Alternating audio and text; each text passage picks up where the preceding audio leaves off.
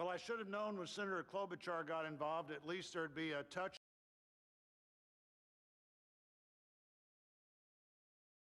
of snow up here this morning. Of all the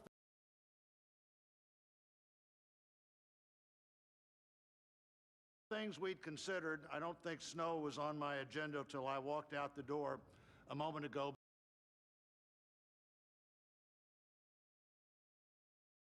But thank you, Senator Klobuchar, and thanks to the other members of the Joint Congressional Committee on the Inauguration as we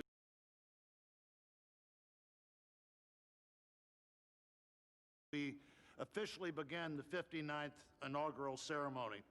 I also want to thank the Joint Committee staff and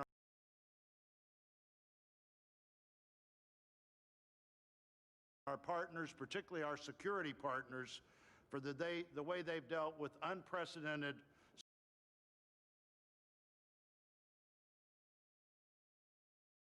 circumstances. When I chaired the inauguration 4 years ago, I shared President Reagan's 1981 description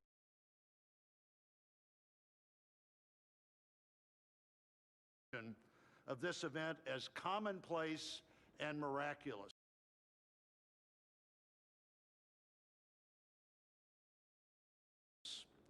Commonplace because we've done it every 4 years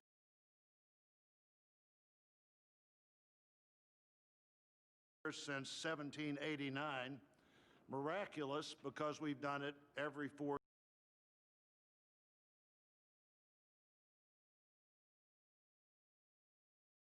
years since 1789. Americans have celebrated this moment during war, during depression,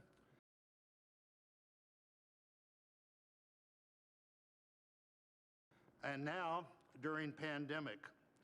Once again, all three branches of our government come together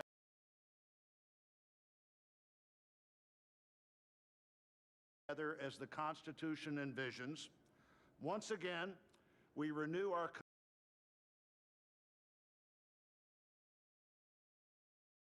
commitment to our determined democracy, forging a more perfect union.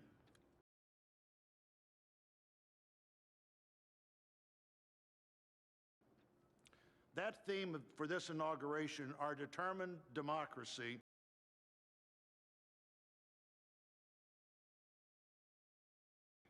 forging a more perfect union, was announced by the Joint Committee before the election.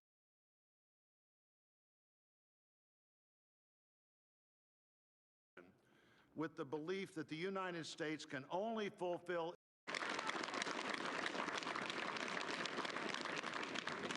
Ladies and gentlemen, please welcome from the City of South Fulton, Georgia Fire and Rescue Department, President of the International Association of Firefighters, Local 3920, Fire Captain Andrea M. Hall, for the reciting of the Pledge of Allegiance.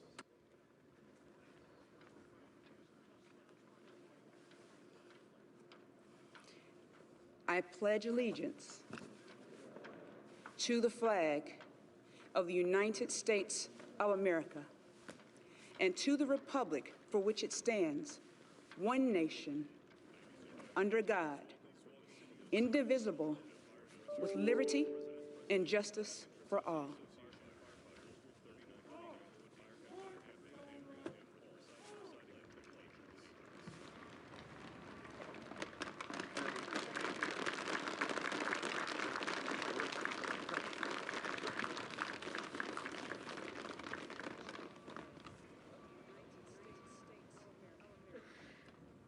What you are all about to be part of, America, is a historic moment of firsts. To administer the oath to our first African American, our first Asian American, and our first woman Vice President, Kamala Harris, it is my great privilege to welcome to the inaugural stage the first Latina to ever serve on the Supreme Court of the United States of America, Justice Sonia Sotomayor. Ladies and gentlemen, please remain standing for the oath of office, followed by musical honors.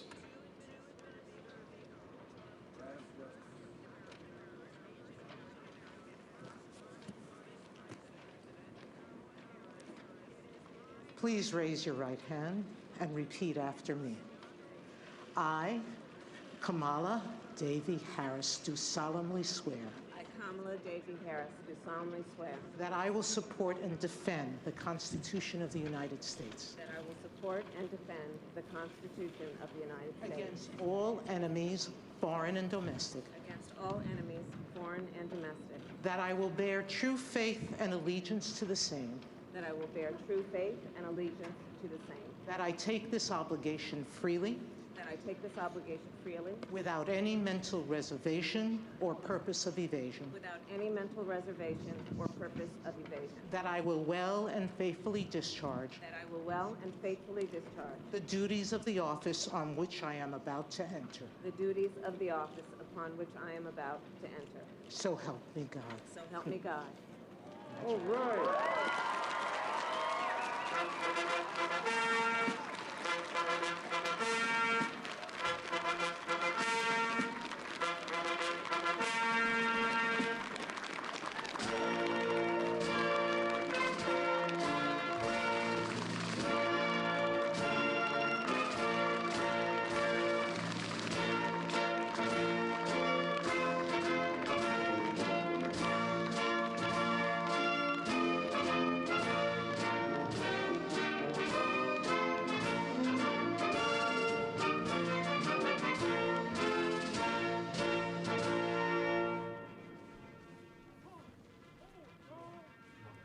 Ladies and gentlemen, please be seated.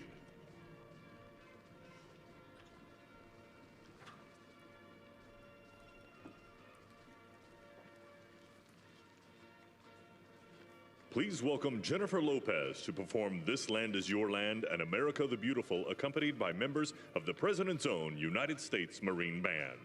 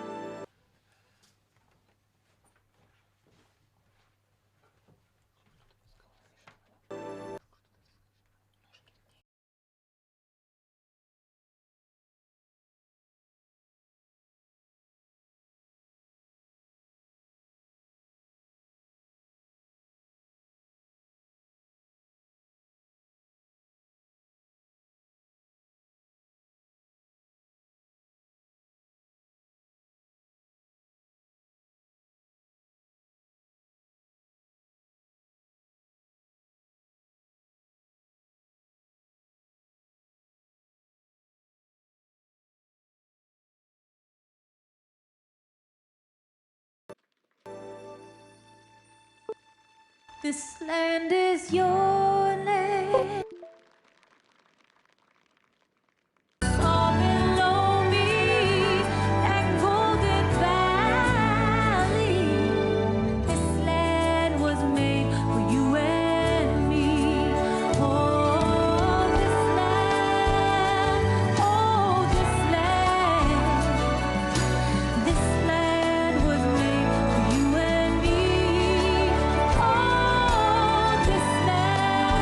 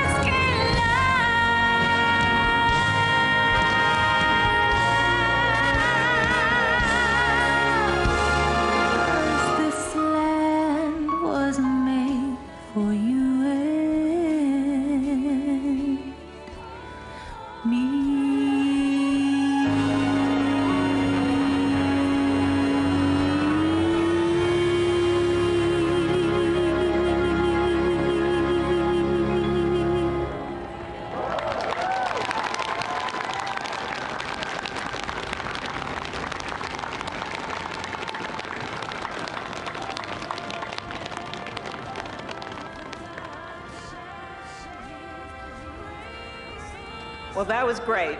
The sun is shining, and Mr. President-elect, this is the first inauguration in the history of America where J-Lo was the warm-up act for Chief Justice Roberts.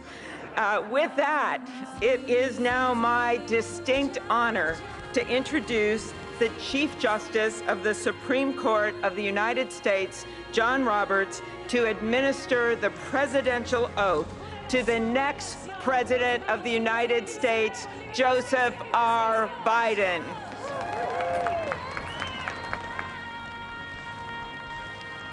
Ladies and gentlemen, please stand for the oath of office, followed by musical honors.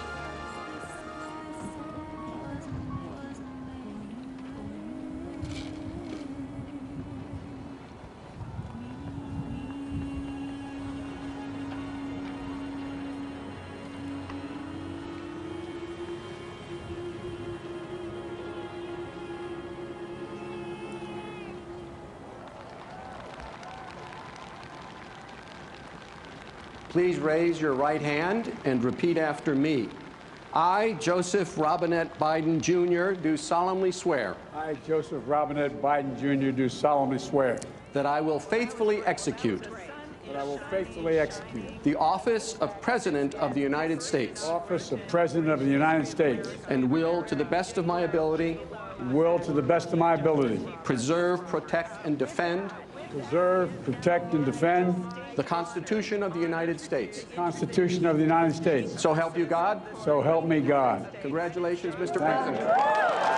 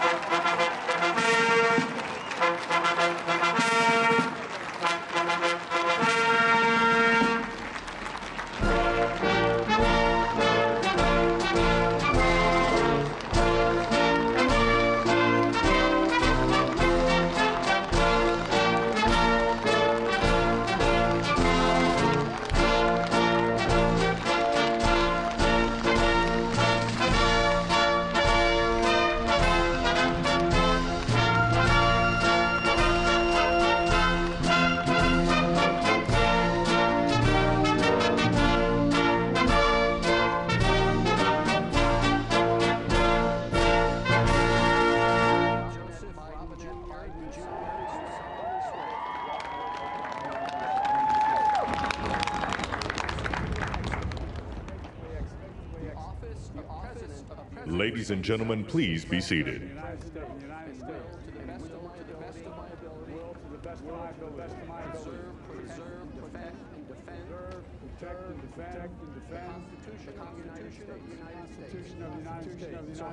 So help me God. Help me God.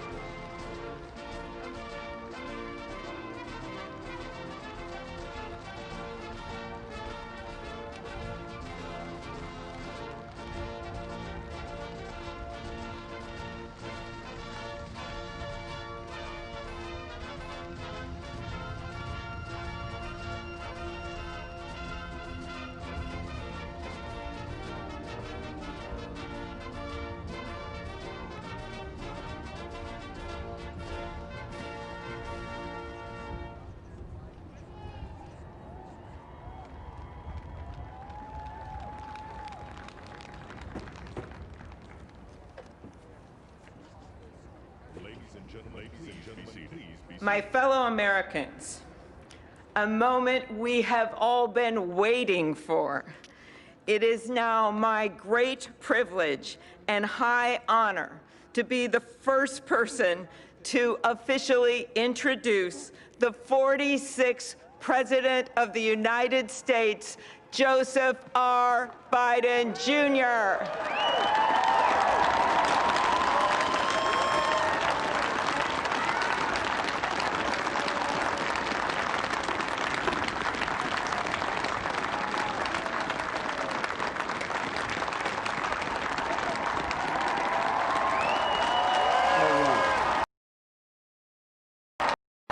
Chief Justice Roberts, Vice President Harris, Speaker Pelosi, Leader Schumer, Leader McConnell, Vice President Pence, and my distinguished guests, my fellow Americans. This is America's day. This is democracy's day, a day of history and hope, of renewal and resolve. Through a crucible for the ages, America has been tested anew, and America has risen to the challenge. Today, we celebrate the triumph not of a candidate, but of a cause, the cause of democracy. The people, the will of the people has been heard, and the will of the people has been heeded. We've learned again that democracy is precious, democracy is fragile. And at this hour, my friends, democracy has prevailed. So now, on this hallowed ground where just a few days ago, violence sought to shake the Capitol's very foundation, we come together as one nation, under God, indivisible, to carry out the peaceful transfer of power as we have for more than 2 centuries. As we look ahead in our uniquely American way, restless, bold, optimistic, and set our sights on the nation we know we can be and we must be. I thank my predecessors of both parties for their presence here today. I thank them from the bottom of my heart. And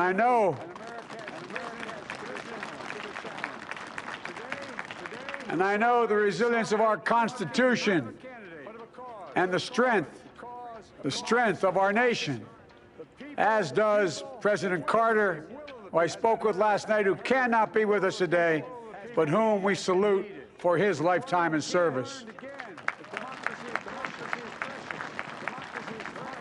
I've just taken the sacred oath each of those patriots have taken. The oath first sworn by George Washington. But the American story depends not on any one of us, not on some of us, but on all of us, on we the people who seek a more perfect union. This is a great nation. We are good people. And over the centuries, through storm and strife, in peace and in war, we've come so far. But we still have far to go. We'll press forward with speed and urgency, for we have much to do in this winter of peril and significant possibilities. Much to repair, much to restore, much to heal, much to build, and much to gain. Few people in our nation's history have been more challenged or found a time more challenging or difficult than the time we're in now. Once-in-a-century virus that silently stalks the country. It's taken as many lives in 1 year as America lost in all of World War II. Millions of jobs have been lost. Hundreds of thousands of businesses closed.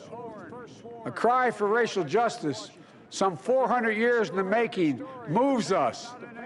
The dream of justice for all will be deferred no longer. A cry for survival comes from the planet itself. A cry that can't be any more desperate or any more clear. And now, a rise of political extremism, white supremacy, domestic terrorism, that we must confront and we will defeat. To overcome these challenges, to restore the soul and secure the future of America, requires so much more than words. It requires the most elusive of all things in a democracy: unity. Unity. In another January, on New Year's Day in 1863, Abraham Lincoln signed the Emancipation Proclamation. When he put pen to paper, the president said, and I quote, "If my name ever goes down into history, It'll be for this act, and my whole soul is in it. My whole soul is in it. Today, on this January day, my whole soul is in this, bringing America together, uniting our people, uniting our nation. And I ask every American to join me in this cause.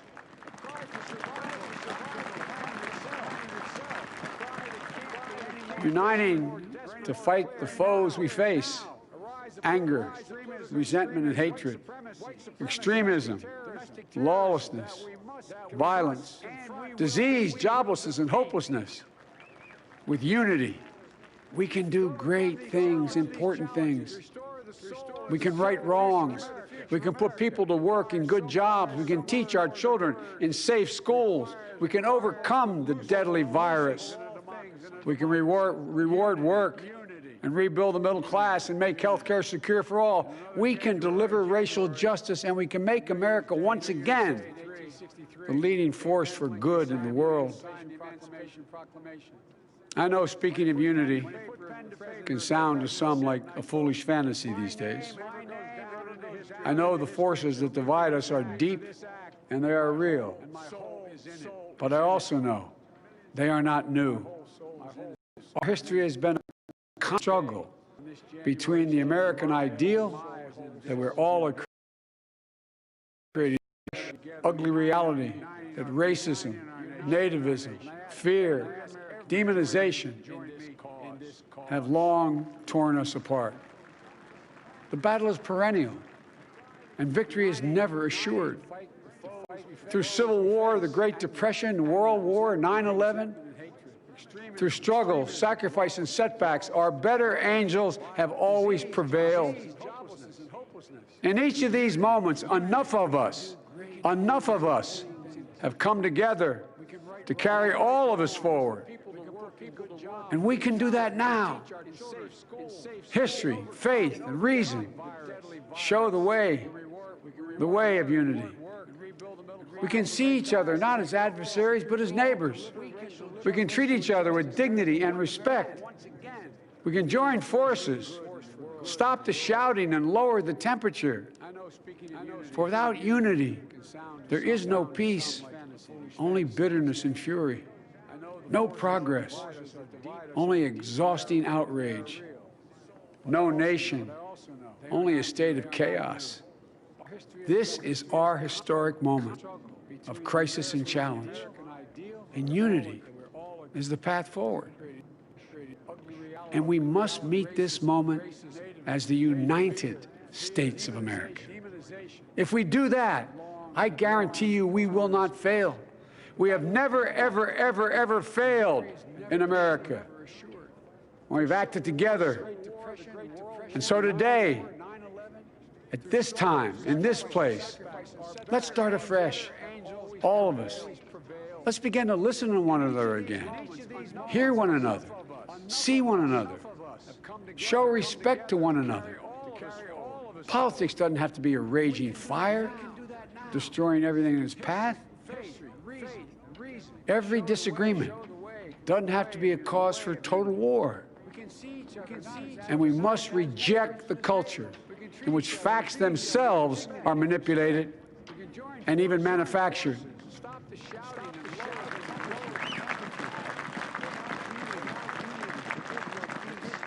My fellow Americans, we have to be different than this. America has to be better than this.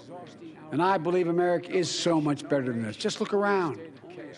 Here we stand in the shadow of the Capitol Dome, as was mentioned earlier, completed amid the Civil War, when the Union itself was literally hanging in the balance.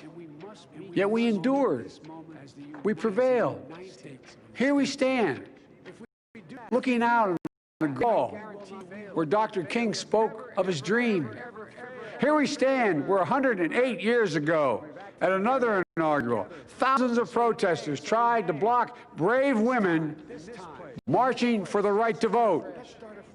And today, we mark the swearing in of the first woman in American history elected to national office, Vice President Kamala Harris.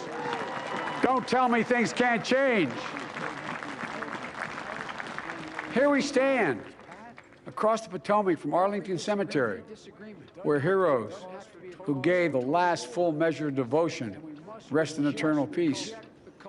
And here we stand, just days after a riotous mob thought they could use violence to silence the will of the people, to stop the work of our democracy, to drive us from this sacred ground. It did not happen. It will never happen. Not today, not tomorrow, not ever. Not ever.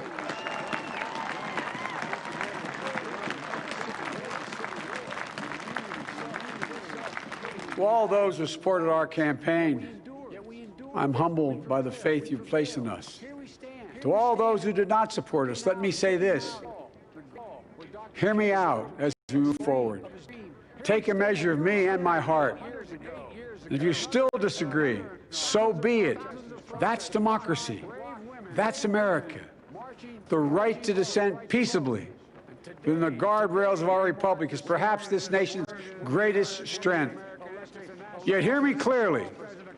Disagreement must not lead to disunion. And I pledge this to you. I will be a president for all Americans. All Americans. And I promise you, I will fight as hard for those who did not support me as for those who did.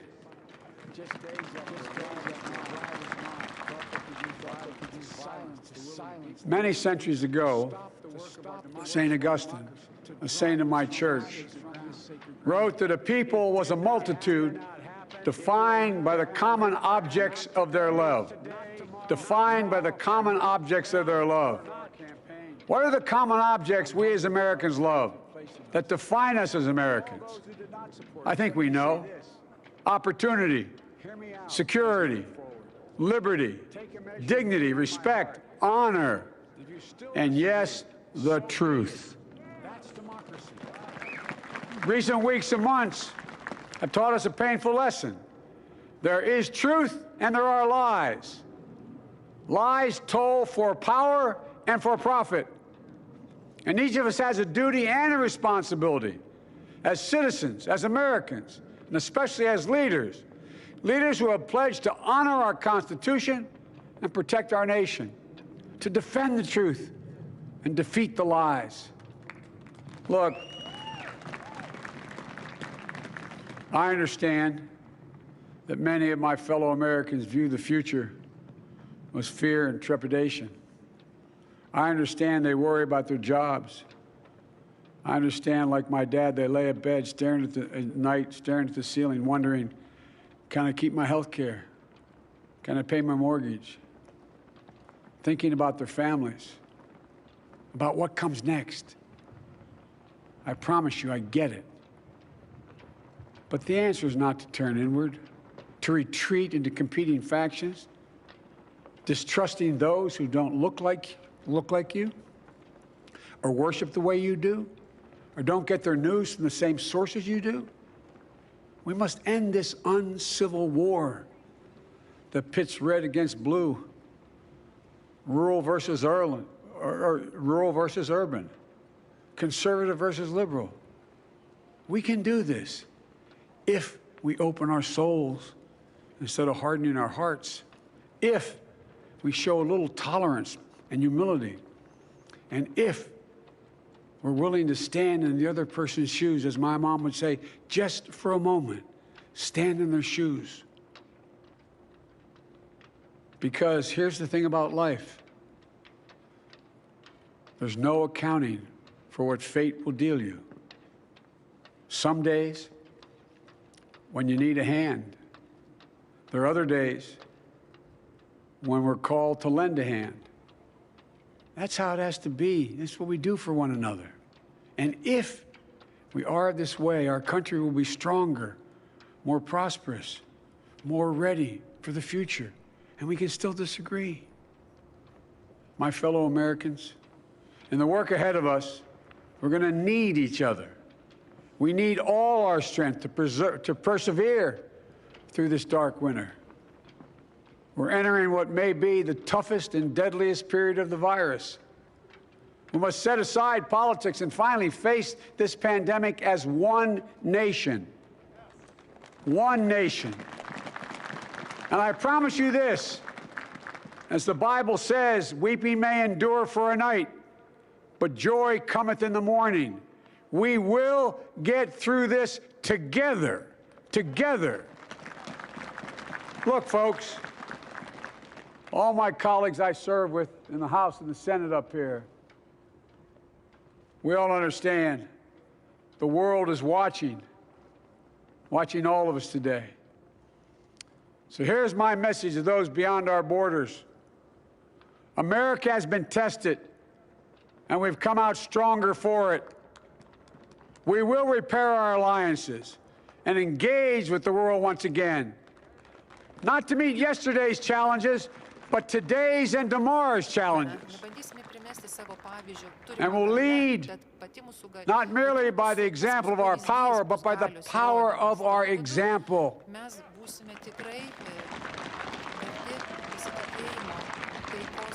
We'll be a strong and trusted partner for peace, progress, and security.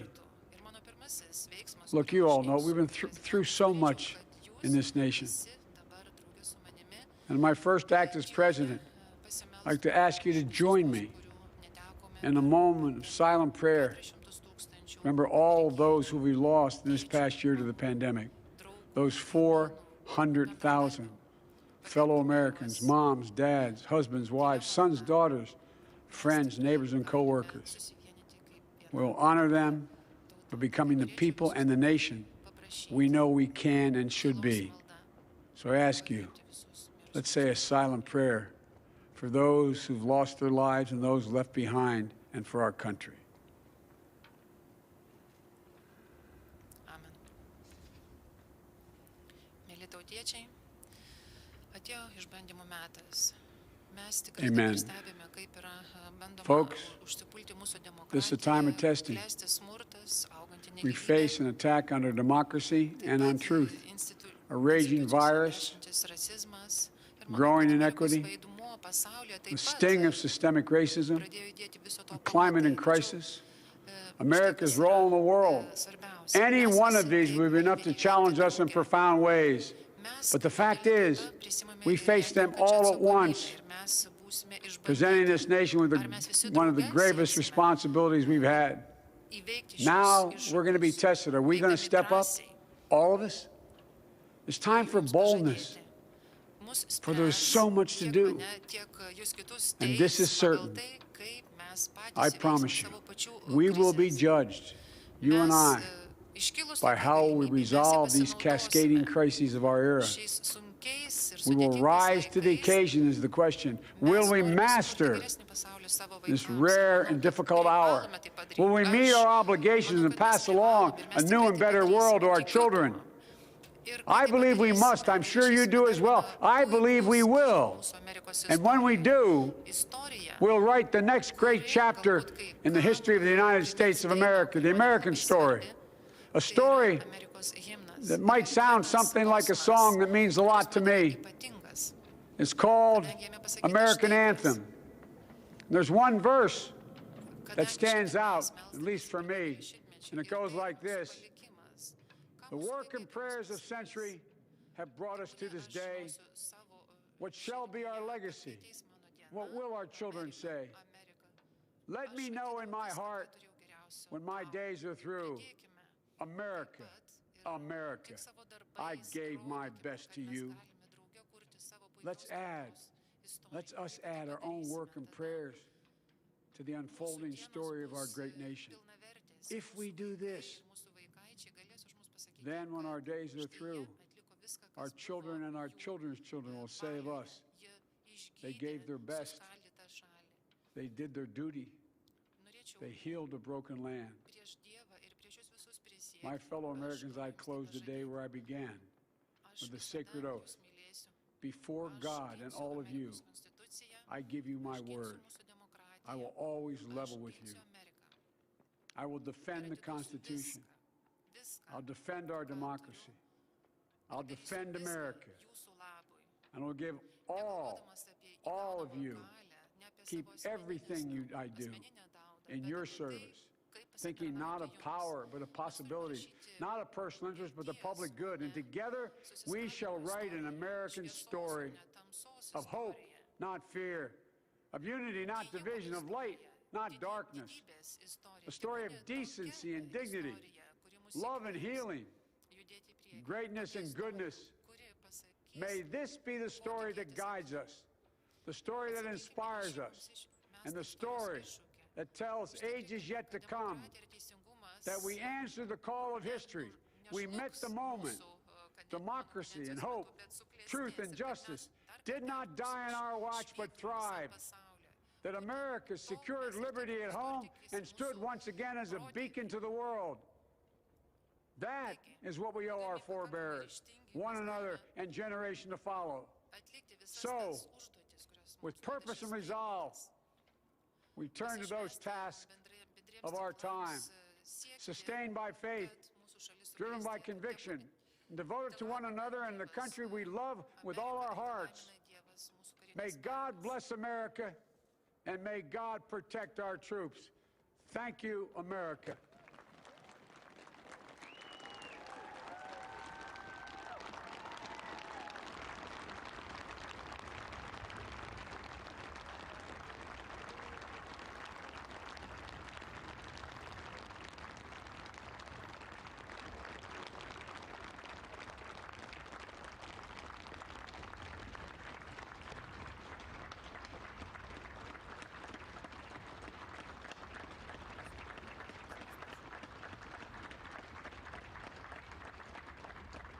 Ladies and gentlemen, please be seated.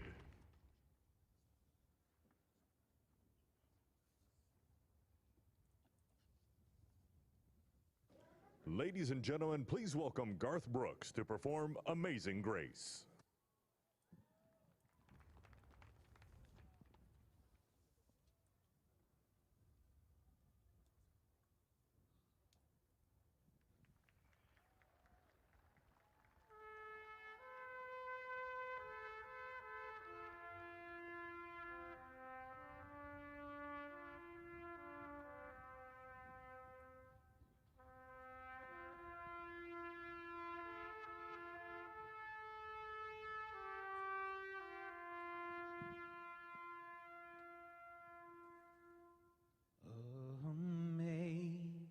Amazing grace, how sweet the sound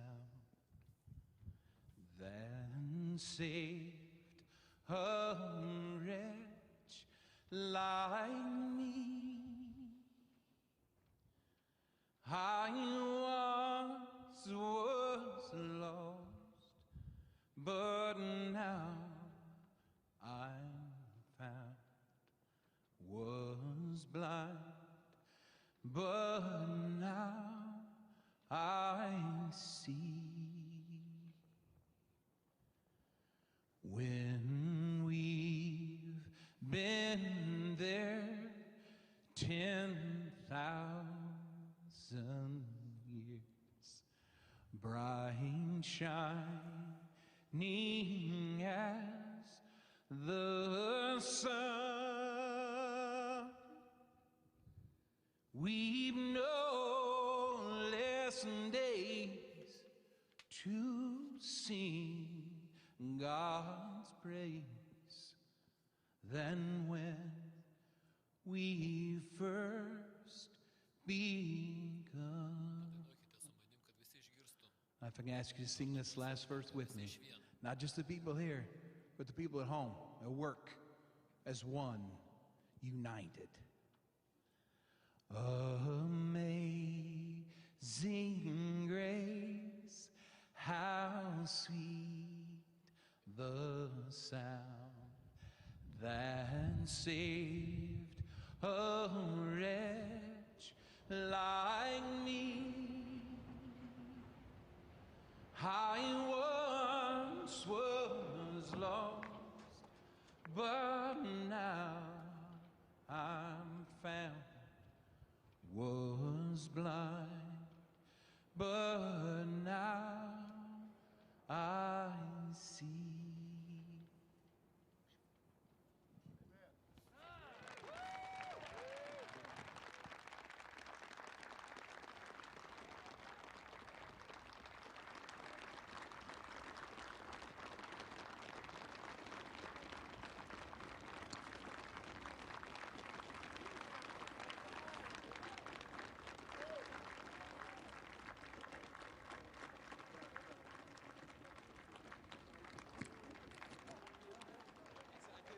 hard not to be reminded of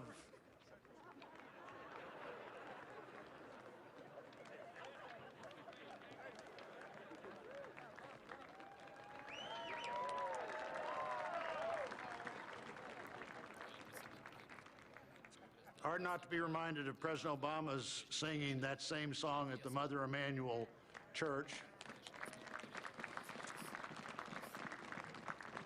A song that in our culture is as close to both poetry and prayer as you could possibly come. And we're going to finish with those two things. Let me introduce Amanda Gorman, our nation's first ever National Poet Laureate.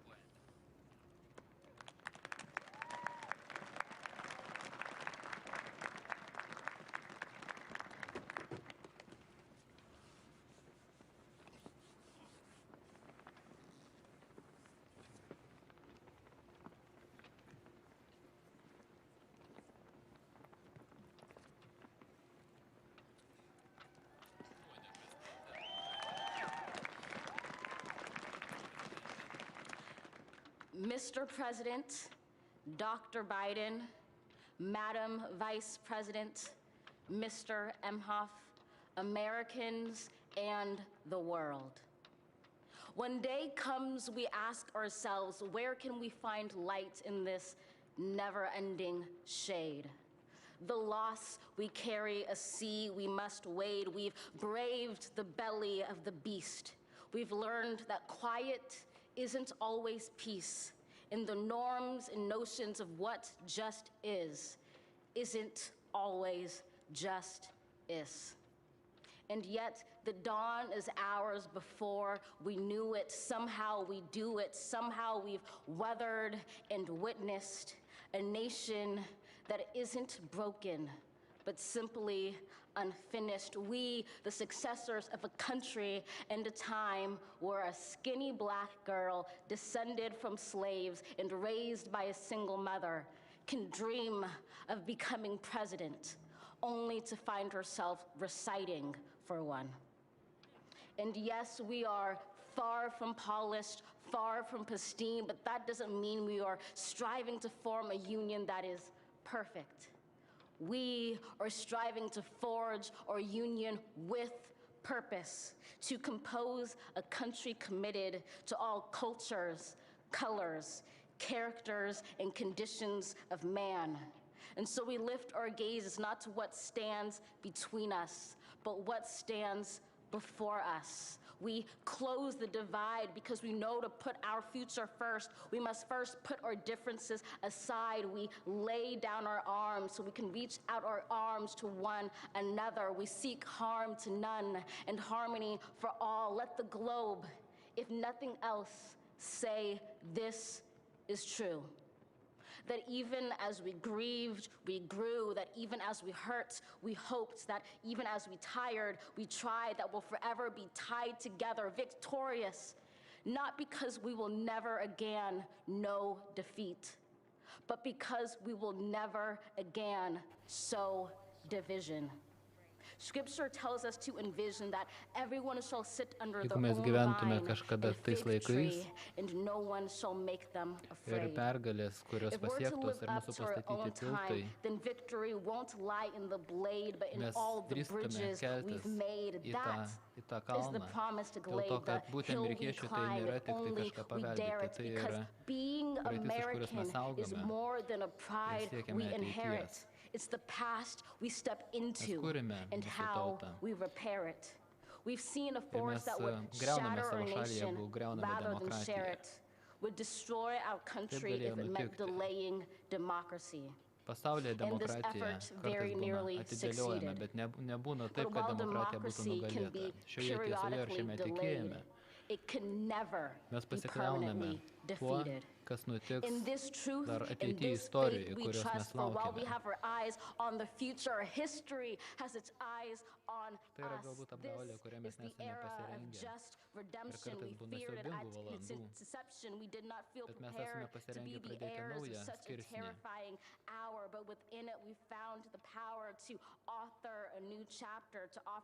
Bet mes savęs vėl klausime, kaip nugalėti šioje nelaimėje, kaip įveikti šią nelaimę. possibly prevail over catastrophe. Kad nebūtų taip, kad nelaimė bus mus nugalėjusi. How could catastrophe possibly prevail over us? We will not march back to what was, but move to what shall be, a country that is bruised but whole, benevolent but bold, fierce and free. We will not be turned around or interrupted by intimidation, because we know our inaction and inertia will be the inheritance of the next generation. Our blunders become their burdens, but one thing is certain. Jeigu geraširdiškumas suderinamas su galia, ir tai ir sukuria kitokias teisės, kitokią ateitį vaikams. Mes gyvename šioje šalyje, kuri ateina iš ankstesnių kartų. Mes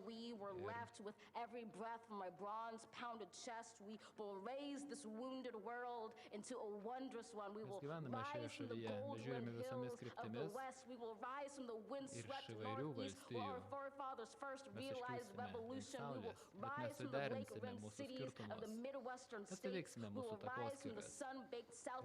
Ir mūsų tautoje, kur yra tokių įvairių ir gražių žmonių. Ateis ta diena, kur mes išeisime iš tamsos, iš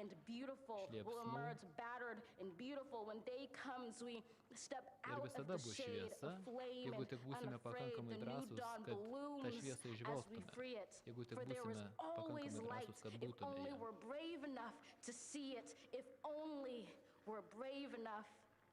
ją.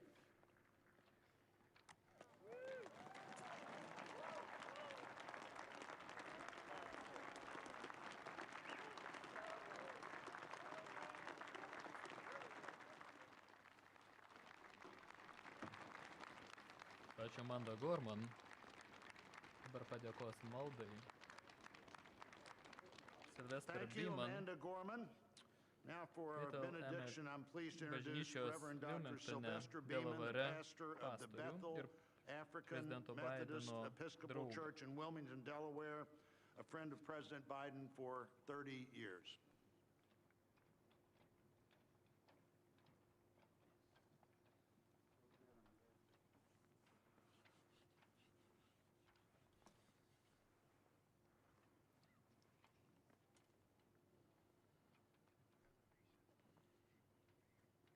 Kaip šią istorinę akimirką susirinko tikinti žmonės ir tauta, susivienykime ir melskimės. Dieve, susirinkome tavo šventumo grožyje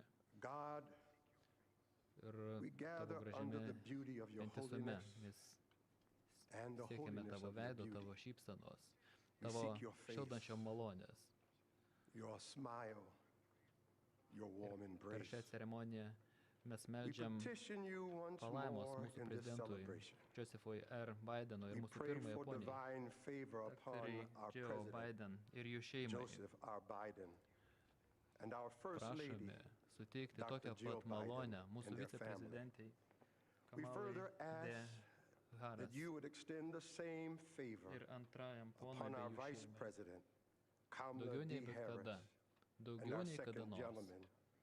Jie ir mūsų tautai ir jiems reikia tavęs. Mums reikia tavęs.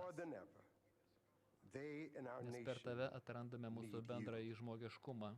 Ir mūsų bendrasis žmogiškumas mums reikalingas, kad išgydytų mūsų žaizdas. Mes siekiame gijimo sergantiems. Mes gedime mirusių. We will seek healing for those who are sick and diseased. We will mourn our dead.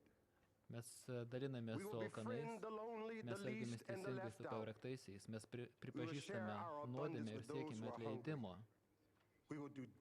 siekime susitaikymo ir atrandame mūsų žmogiškumą. Sieksime gėrio, matyti tą gėrį kiekviename artimajame. Mylėsime tuos, kuriuos sunku mylėti. Pašalinsime stigmą nuo neliečiamųjų. Rūpinsimės pažeidžiamiausiais, vaikais, pagyvenusiais žmonėmis, vargšais. Sieksime reabilitacijos, sieksime galimybių tiem, kas tas galimybės prarado. We'll ir extend susidraugausime su opportunity to priešais. those locked out of opportunity. Susidraugausime su priešais. Of our enemies. We will make friends. Žmonės nekels ginklų viens prieš kitą. People, your people, Savo jėgom naudosis šalies ir pasaulio geroviai. Nesimokysime niekada daugiau neapykantos. Bet būsime taikoje, kad mūsų nebijotų mūsų artimas. Ir per tave, Dieve, mes atrandame savo žmogiškumą. Per žmogiškumą atrandame ramybę. Nepriklausomai nuo rasės, spalvos, kilmės, politinių įsitikinimų, geografijos bei asmeninių preferencijų. Geriau tarnausime tavo aplinkai, saugosime žemę, užtikrinsime tvarę gamtosaugą, nes tai yra galingas stebuklas, kurį turime palikti ateinančioms kartoms. Tai yra mūsų padėkos malda.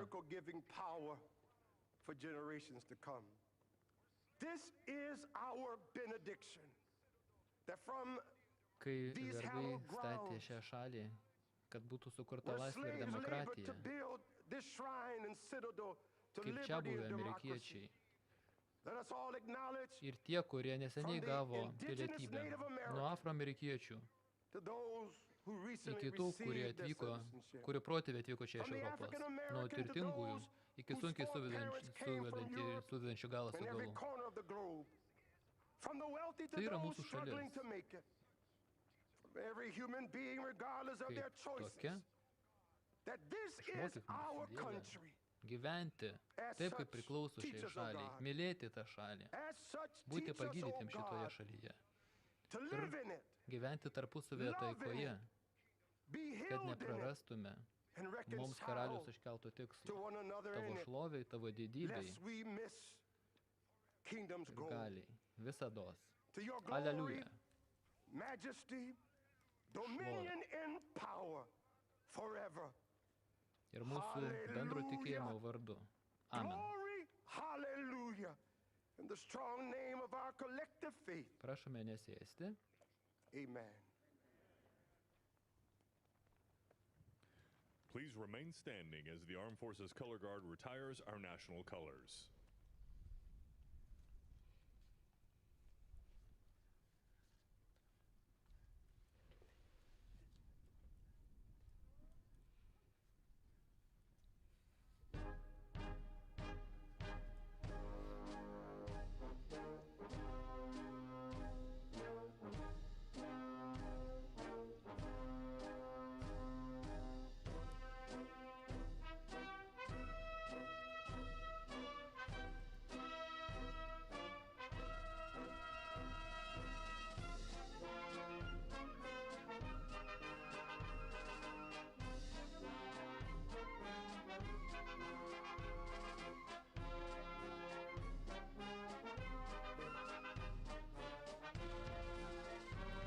Ponios ir ponai, galime susėti ir galite išlikti tol, kol prezidentas ir oficialiai jį lydinti palyda Ladies and gentlemen, please be seated and remain in your seats while the president and official party depart the platform. For safety reasons, your ushers will release your section in an organized manner.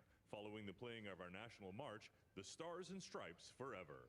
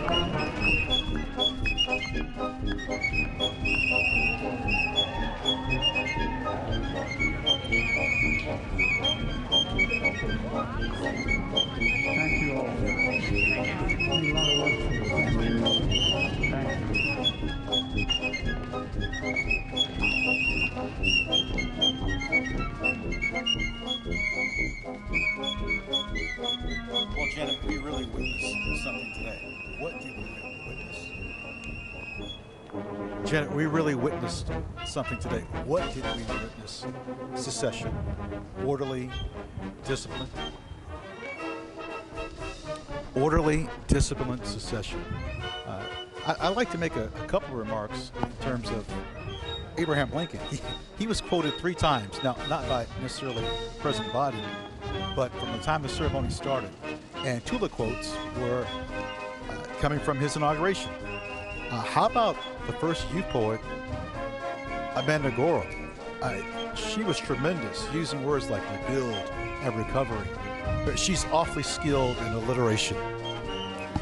Yes, Amanda Gorman's poem, The Hill We Climb, an uplifting moment. Poets have been included in the ceremony since 1961. We were talking a little bit earlier, Robert Frost that year for Kennedy's inauguration read a poem, and it's one of these ways in which this tradition is expanding and contracting, right? There are different things each year, and there are some things that are the same from one to the next, but one constant is the peaceful transfer of power. You know, at times during inaugural ceremonies, you can see things that look regal, and then you have something that was just so common and it just fit. Garth Brooks walking down the staircase and singing Amazing Grace, and when he left, it's as if his horse was hitched on the east side of the Capitol and he rode off. It was just wonderful. You know, the Joint Congressional Committee on Inaugural Ceremonies, Chairman Blunt said, we're witnessing an event both commonplace and miraculous. And I think you just summed it up right there. The commonality that we feel when we see musical performances, when we hear live music, and then this miraculous moment where we see this changeover of power. And it's something which is unique to the United States, this ceremony. Nobody else does anything like this. And nobody else has a live stream feed like ours, because we have cameras in places. Even now.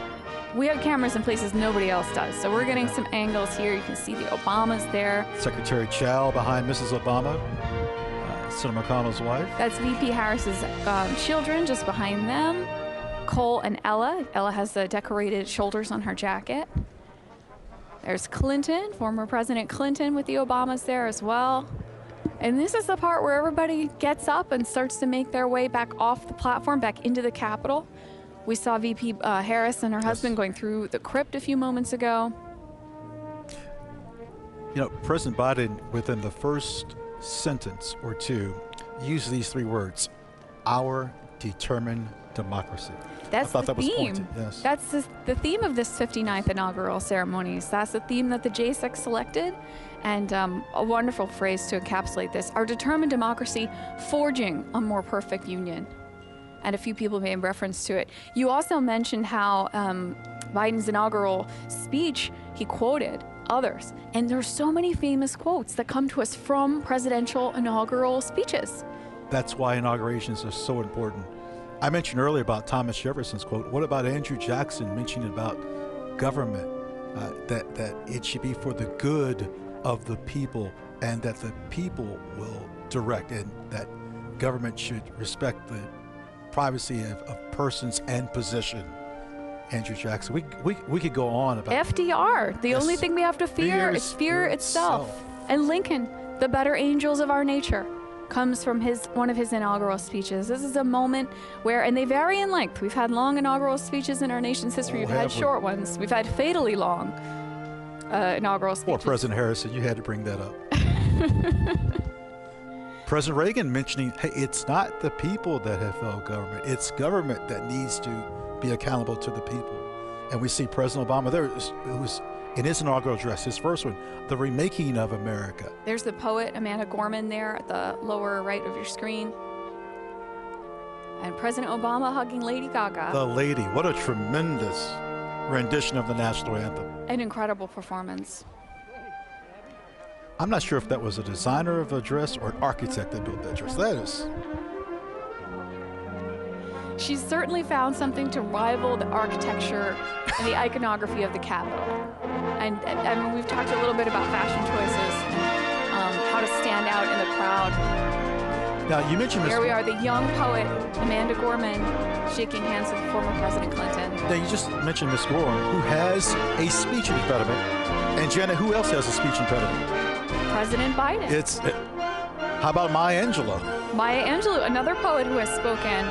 So that's the poet Amanda Gorman in a yellow jacket, and we see Lady Gaga and Michelle Obama hugging here. Well, there'll be a few pictures taken there.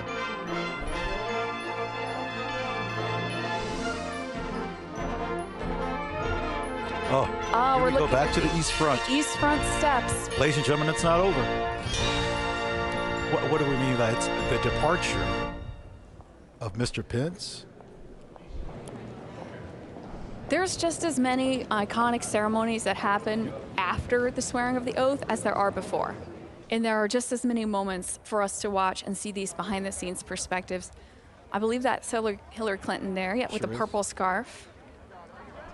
No, I've just been someone that at times when we finished our assignments, which casually work my way to the East Front, and there's hundreds, if there's more than a few thousand people for the departure ceremony.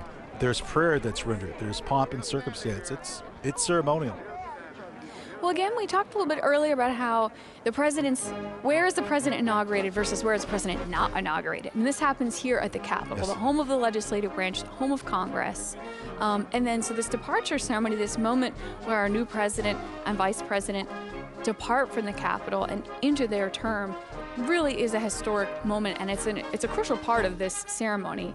Now, one thing that's different this year is that traditionally there is an inaugural luncheon that's held shortly after taking of the oaths.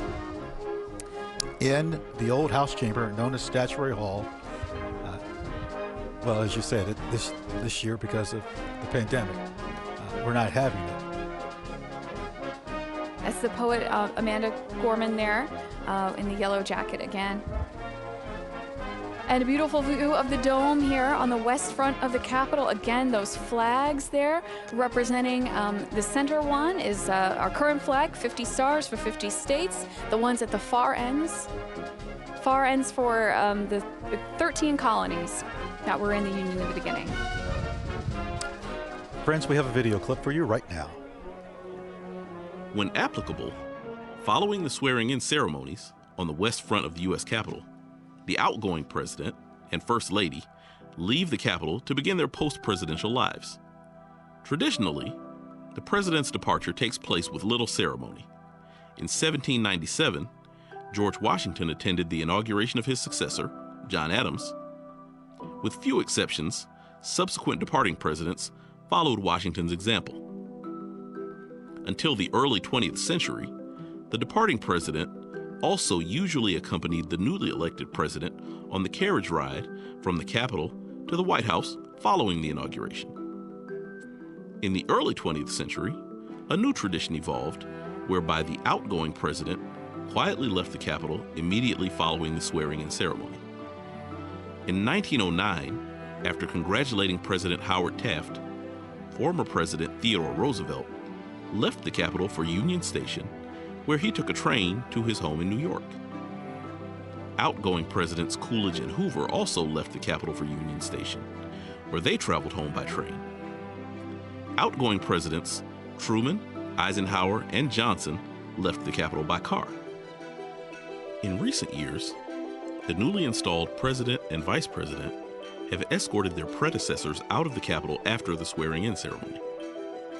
The members of the JASIC gather on the stairs on the east front of the Capitol building and watch as the new vice president escorts the outgoing vice president and his spouse out of the Capitol through a military cordon. Then, the new president escorts the outgoing president and his spouse through the military cordon. Since Gerald Ford's departure in 1977, the former president and first lady have left the Capitol grounds by helicopter, weather permitting.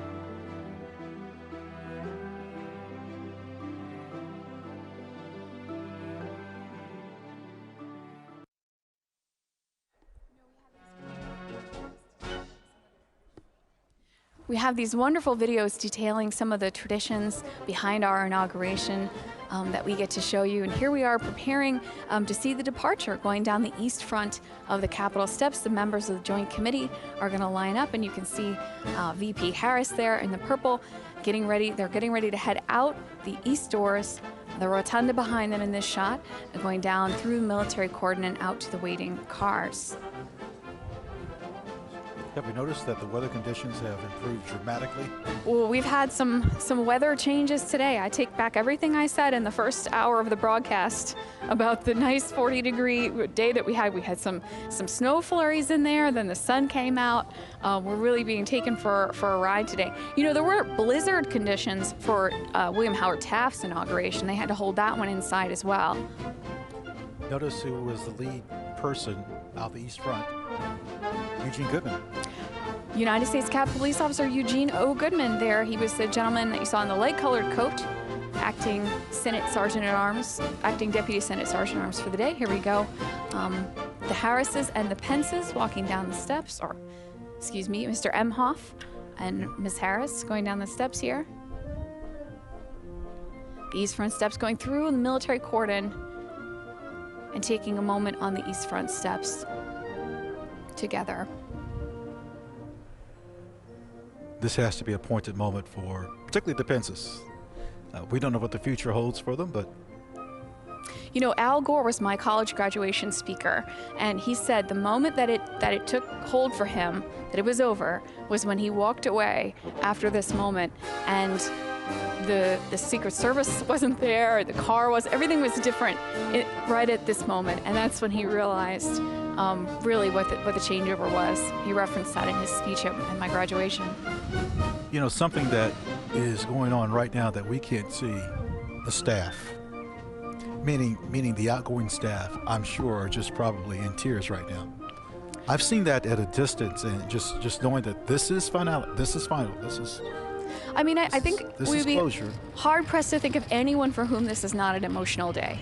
Not just the people who are directly involved in the administration, but the folks who work here at the Capitol who witness these every couple of years like we do, and the folks watching at home have got to have emotions bound up in these moments. And especially when you feel empathy for the various people and think of the emotions that are going through those heads. That's usually where it gets me. So we can see former VP Pence getting into the car here on the East Front, taking a last look at the Capitol and a wave to the staff and the military cordon, and the JSIC, the Joint Congressional Committee on Inauguration and Ceremonies. In time, we will have on the East Front the passing of the review, a review passing the review. We'll see the pass and review here on Yes. the East Front in coming up in a little bit. We'll see them standing there and watching, reviewing all of the troops going by. Now, I was not assigned to the Old Guard. I was assigned to the 82nd Airborne Division of Fort Bragg, North Carolina. And I've been in a lot of processions and reviews. And it feels like, for example, let's say President Biden is physically looking at everyone there. It's not the case, but as someone that has served, you feel that way. Well, we were talking earlier about members of Congress, you know, making appearances on our tours and acknowledging the members of the public, folks from all over the country and people from all over the world that are visiting us. But the members of Congress, the senators, also frequently acknowledge us when we're in positions of support like this. Representative John Lewis always took the time to stop, recognize us, because one of the things that we do in addition to providing tours is to provide support for congressional events. And this, obviously, this is the granddaddy of congressional events for the year. Other times we're there for, like for Representative Lewis memorial service this past summer, but also congressional gold medal ceremonies. Great view of the East Front here. Yes, you mentioned Mr. Lewis, that on those very steps where Vice President Harris and her husband are ascending now was this casket. Yes, right where this is all within the last Harris is year. Standing, just this past summer, just about 6 months ago or so. That is where Congressman Lewis's casket was. And actually, Speaker Pelosi is standing in almost the exact same position the cameras captured her on that evening. And you can see the JSIC there as well. So members of the Joint Congressional Committee on Inaugurations, on inaugural ceremonies, they... Excellent camera shot here. I'm sorry to interrupt you. Oh, no, it's fabulous. Look at we can see everybody here. Yes. So just a reminder for the folks at home, Steny Hoyer there in the red scarf, the Speaker of the House in the teal coat that we see there. That's Senator Blunt with her. He is the chair of this Joint Congressional Committee that is the official host of inaugurations. and the host of our live stream today. And here they are all coming back in through the east front door, making this turn. And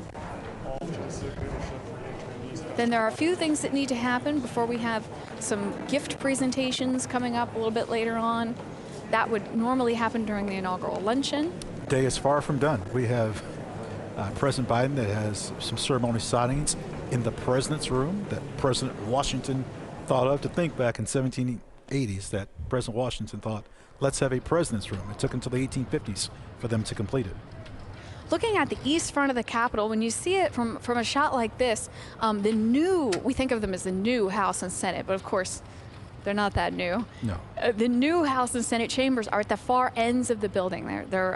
It's called a hyphen, the way that they're connected off the end there. So those are actually cropped out in this view of the east front that we see here. So what you're looking at, if you can imagine, instead of that huge white painted cast iron dome, if you can imagine a shorter one, wood with a copper roof, and that copper roof, turning green over time. That's an idea of what the Capitol looked like back when Jefferson, not Jefferson was inaugurated, back when Monroe was inaugurated, let's say. Ceremony unit, you can. All right, we've got another video coming up, and we have these great videos that are taking you through. Official actions taken by the newly sworn President of the United States occur in the President's room just off the Senate chamber in the U.S. Capitol. After the departure of the former President and First Lady, the new President gathers there with aides and members of Congress to sign nominations and sometimes memorandums, proclamations, or executive orders. This tradition began in 1981 with President Ronald Reagan. Prior to that time, nominations were often submitted to the Senate on Inauguration Day without ceremony.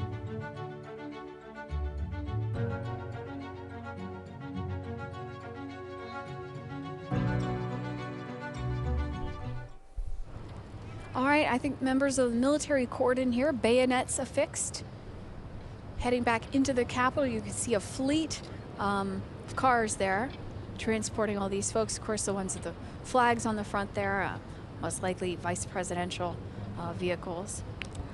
The area that they're going towards is the law library.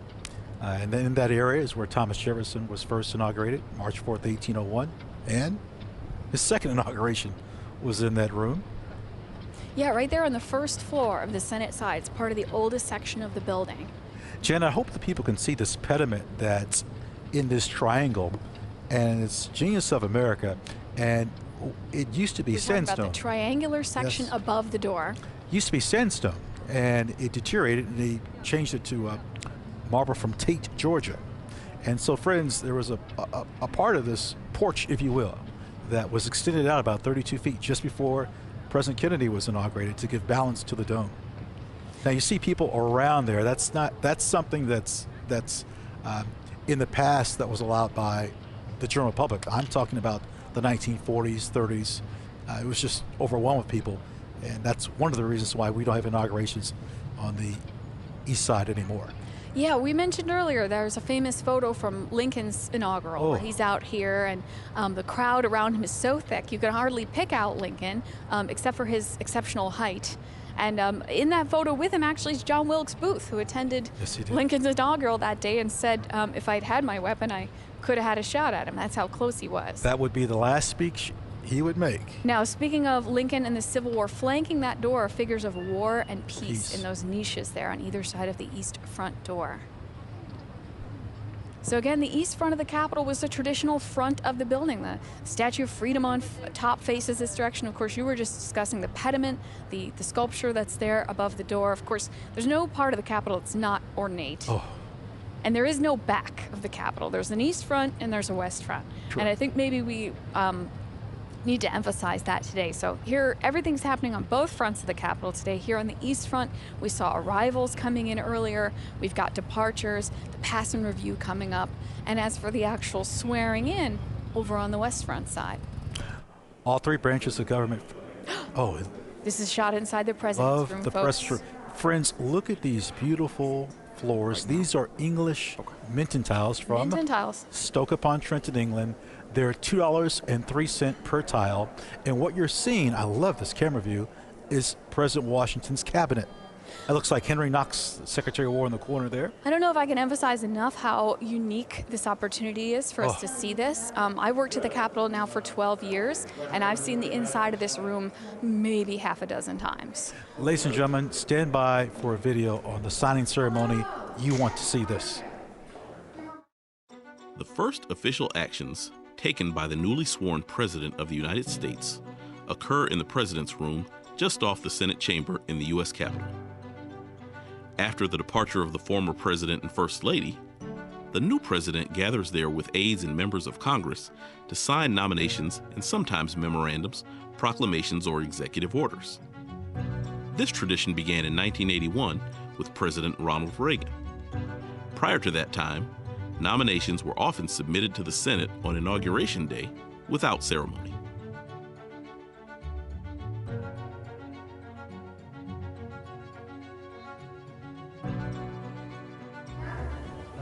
So the President's room is a really special room inside the Capitol, and we're actually not going to be able to show you the moments, some of the moments here, that we're recording them for posterity, but they're not necessarily going to be live because of the importance of what happens in this space. You mentioned importance. In 1964, Dr. Martin Luther King Jr., along with President Lyndon Baines. Janet, you mentioned the importance of this room. In 1964, Dr. Martin Luther King Jr. and President Lyndon Baines Johnson signed the Voting Rights Act. A little story with this. Quite a few years ago, there's a person that comes to me, and she wants to bring her daughter to see a video of the visitor center. And so she says, I just want to see that. I said, well, that's fine. And little did I know at that time when she left, and she says, I'm Lenny Bird. It's President Johnson's daughter who wants her granddaughter to see her father in the video. It was such a moving moment for me. So we're coming up on the signing ceremony here today, folks, and we have some video about that. While the tradition of an inaugural luncheon dates back as far as 1897, when the Senate Committee on Arrangements gave a luncheon for President McKinley and several other guests at the Capitol, it did not begin in its current form until 1953. That year, President Dwight D. Eisenhower, Mrs. Eisenhower, and 50 other guests of the JASIC dined on cream chicken, baked ham, and potato puffs in the now restored Old Senate Chamber. From the mid-19th century to the early 20th century, presidents left the Capitol after the swearing-in ceremonies and traveled to the White House for a luncheon prepared by the outgoing President and First Lady. In 1949, Secretary of the Senate Leslie Biffle hosted a small lunch for President Truman in his Capitol reception room. They dined on South Carolina turkey, Smithfield ham, potato salad, and pumpkin pie. In 1953, the JASIC began its current tradition of hosting a luncheon for the President, Vice President, and their spouses, Senate leaders, the JASIC members, and other invited guests. At the inaugural luncheon in 1981, newly sworn-in President Ronald Reagan announced the release of 52 American citizens who had been held hostage in Iran for 444 days. Traditionally, the luncheon often features cuisine reflecting the home states of the new president and vice president or the JASIC chairman, as well as the theme of the inauguration. The program includes speeches, gift presentations from the JASIC, and toasts to the new administration.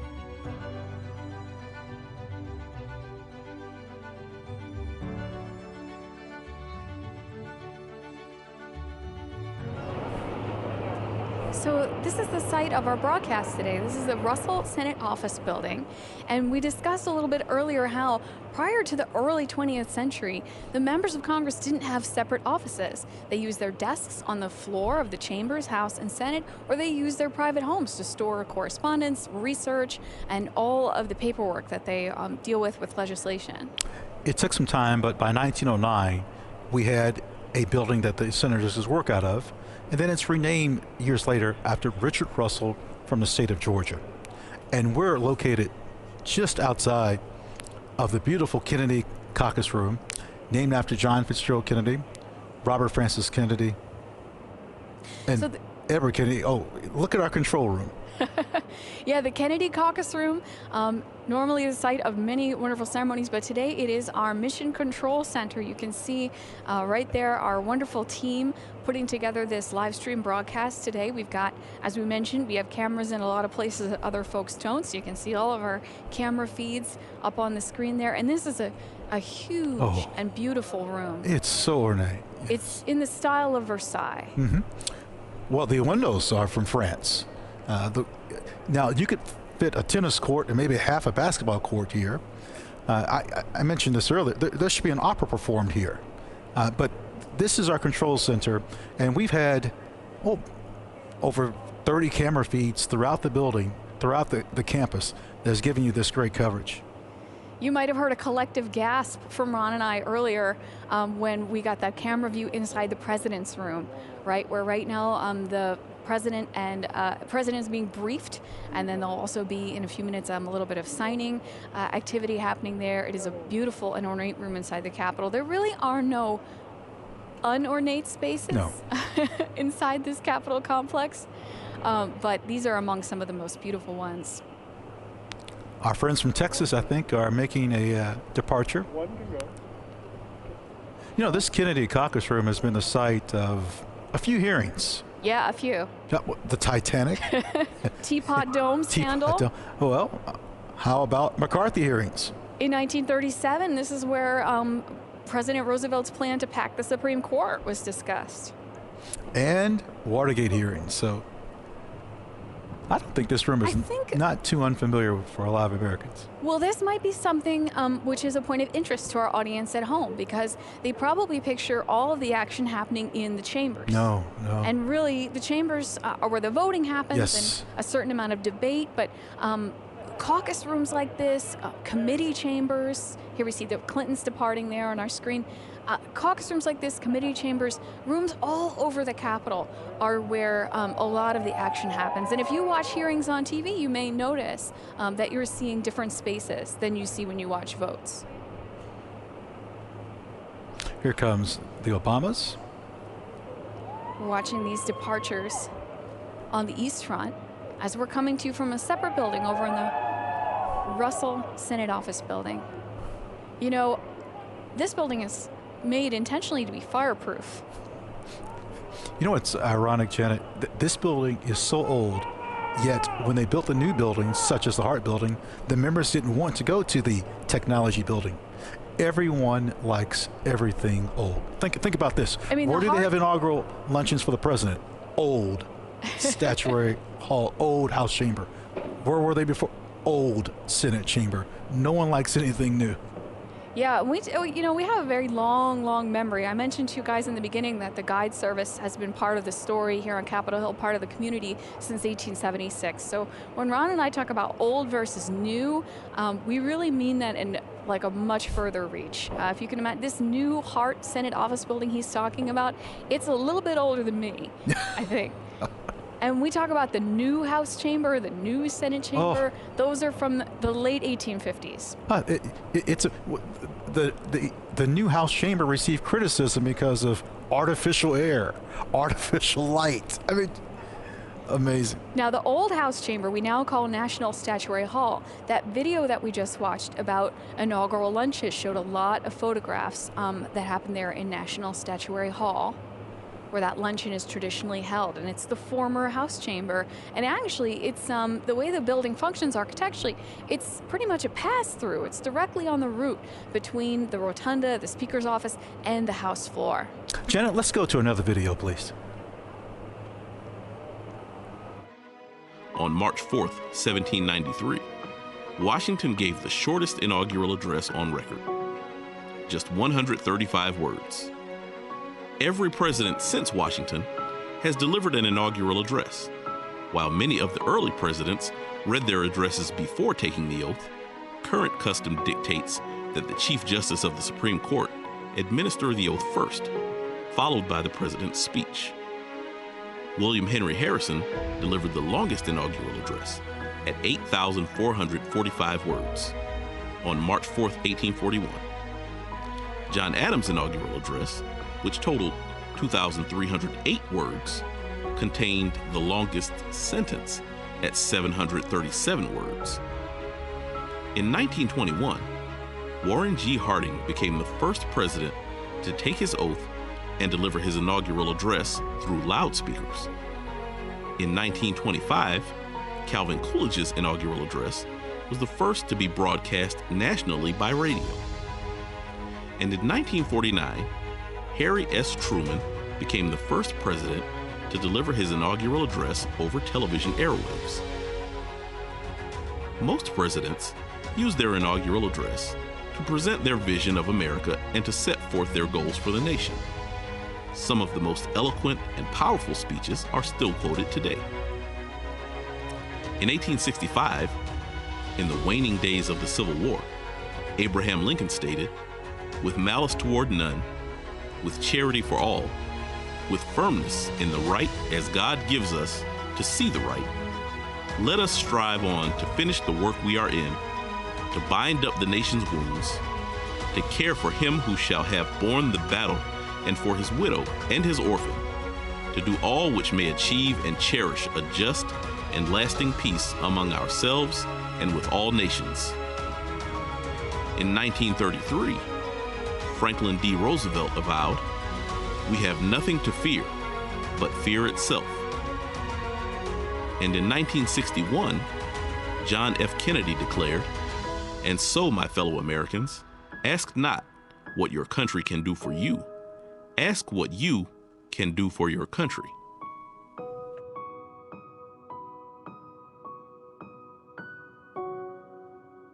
Not only does this JSEC live stream have cameras in places no one else does to give us behind the scenes views, we also have cameras placed in some of the historic spaces so that Capitol tour guides like Ron and myself can give you almost kind of like a virtual tour of the Capitol. So here we are looking down at the rotunda.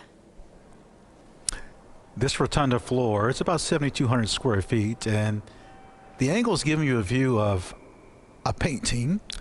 Now, it's called a frieze, and the style is trompe-l'oeil. Yes, I don't speak French well. That's French to trick the eye. And then you see this sprawling painting called The Apotheosis of George Washington, painted by a naturalized citizen, Constantino Bermidi, from 1864 to 1865. So if you can imagine this, folks, this is 180 feet above your head. From this angle, it's like you're standing on the floor of the rotunda, except we've got this X-ray vision where we can zoom in and really look at the fresco on the ceiling. Now, fresco means fresh in Italian, and it's painted on wet plaster. This is done actually in place. Well, what we're zooming in on is Mercury. There are Roman, or you can use Greek, classical figures that all teach an American story. And friends, I want you to look at the bag of money Mercury is handing Robert Morris. Now look above Mr. Morris's silver hair, and in between the next gentleman's head, Janet, can you see a silhouette of another head? Yes, and this is something that we can't point out on tour, standing on the floor of the rotunda, because you'd never be able to see it. So I'm growing hair doing this. This scene was actually dated 1865 by the artist Constantino Bermidi. The gentleman in the black suit, Robert Morris, the financier of the American Revolution. He was called richest in the Revolution. He personally bankrolled a lot of the shoes and weapons and uniforms for George Washington soldiers. And so he's depicted in this scene with Mercury. This is a scene about commerce. Right there between those two gentlemen, there was a third face. If you look between the guy in the black suit and the guy in the brown suit there was briefly painted the face of a gentleman named Montgomery Meigs, who was a captain in the Army Corps of Engineers. And he essentially was in charge of the construction of the expansion of the Capitol Dome. We've talked a couple of times about how there was an old wooden dome on the Capitol, and then it was pulled off and replaced with 9 million pounds of cast iron. Just a guess, when Abraham Lincoln was inaugurated, Bermidi probably didn't paint that day. Just a guess. Constantino Bermidi, you mentioned, he spent 11 months on the scaffolding working on this fresco on the ceiling of the rotunda. And based on the camera views that we have here on this wonderful live stream sponsored by the JSIC, the official hosts of today's inauguration, we can really zoom in and look at it. Again, this is called The Apotheosis of Washington. Washington is one of the stars, this painting, although there's a lot of people in it. Yes, to the right of Mercury is Neptune, and he's with the transatlantic cable as the artist is painting the apotheosis, they're physically constructing the transatlantic cable. By the rainbow is Minerva, representing science, talking to Benjamin Franklin, Samuel Morse, and Robert Fulton. And if you can see at the top right at this point, we're going to rotate around so you guys can see these scenes around the edge. Coming to actually the bottom of your screen right now, you can see Neptune there with his trident, right? And wrapped around that scene with him, they're holding onto this thick black line, the transatlantic cable, which was being dragged across the bottom of the Atlantic while this fresco is being painted, while Constantino Bermidi, naturalized citizen, an Italian-American, an immigrant to this nation, painting this fresco on the ceiling of the rotunda. Bellona, the Roman goddess of war, Well, first we armor, got freedom. science right there at the bottom, crossing over the bottom, science, Minerva down there. If you all can see, there's a rainbow coming down. Yes. See that stripe coming toward the edge? Right where that rainbow comes down, there's another guy in a black suit there who we may recognize. And folks at home, if you don't recognize Benjamin Franklin when you see him, it's about to get a lot more obscure than that. There's a statue of Benjamin Franklin here by Hiram Powers, sculpted in 1863. Please note that rainbow, you couldn't see it well in the 1950s and 60s because of such dirt and debris and yes, soot. Of course, this painting was restored, and there's actually, if you look toward the center of the image, there's a ring of figures, and one edge of it is a little bit flattened. Right in the middle of that side, George Washington there with a pinkish lavender robe draped across his lap, and he's seated on a rainbow. you know, all the figures that we see in the apotheosis are also depicted throughout the Capitol complex in some manner, on a wall, a medallion. What is in the rotunda is often re-emphasized throughout the building. That's right. These artworks depict allegorical figures, people representing concepts like liberty and freedom, but they also represent real people. And so now we're looking at another fresco. This, again, is a painting on plaster, and this is called The Frieze of American History. This is a narrative wrapping around the rotunda. Started by Constantino Bermidi. Yeah. In 1878. Now, we're at the area you can see like a box or a desk and someone kneeling. That's about the general area in which he stopped. He had a little mishap. Constantino Bermidi, our artist of the Capitol, was up here on the scaffolding painting this fresco around the rotunda, and it will be just kind of off to the right, actually.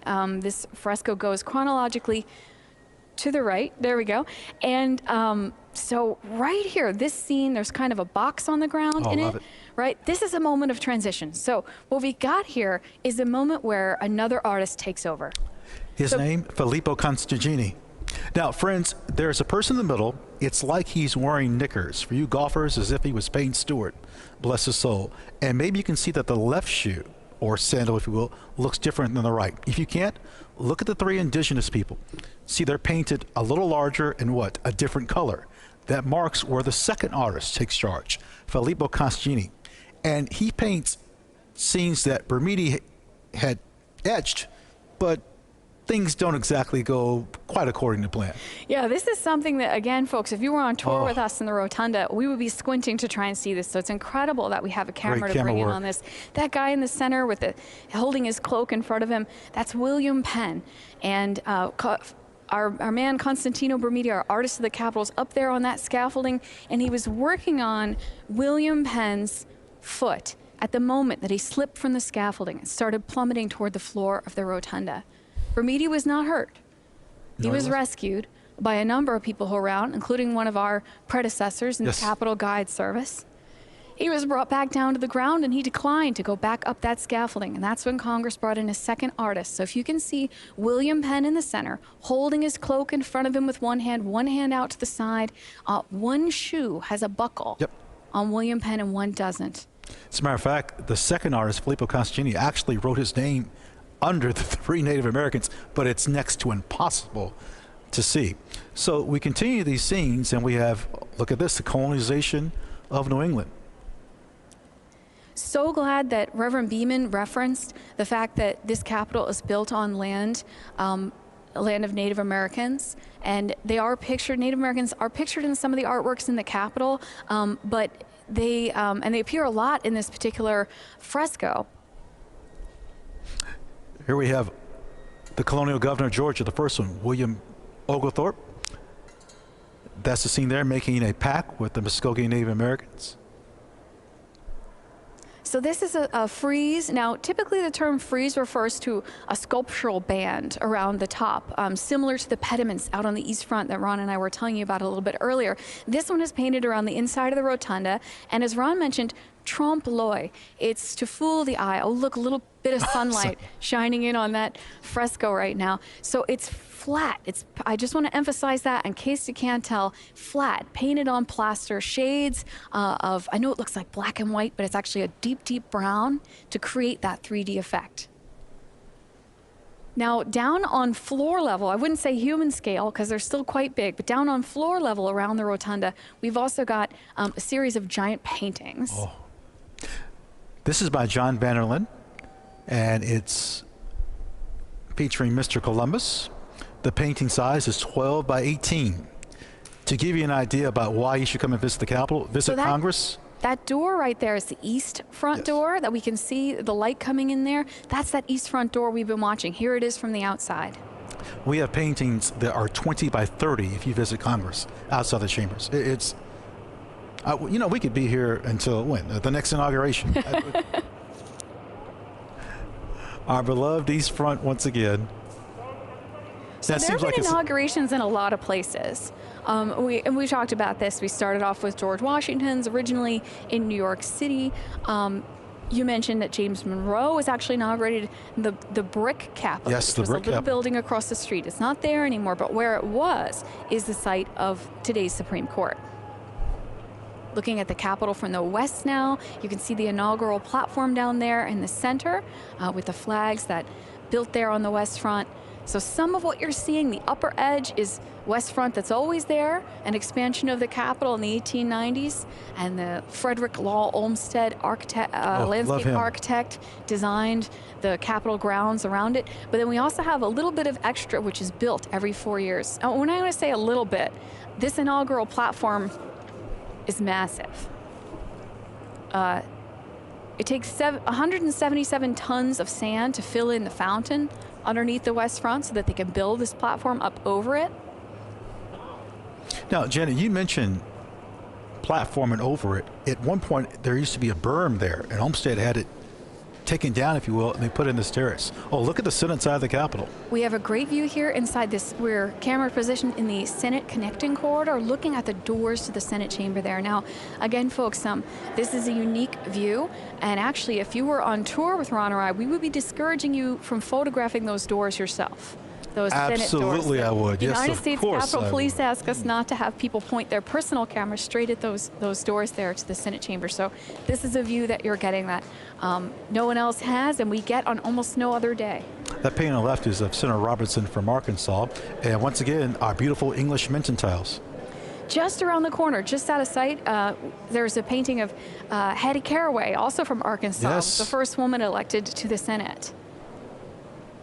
There were women who served in Congress in the early years after their husbands who were members or senators passed away. There was a tradition known as the widow's mandate.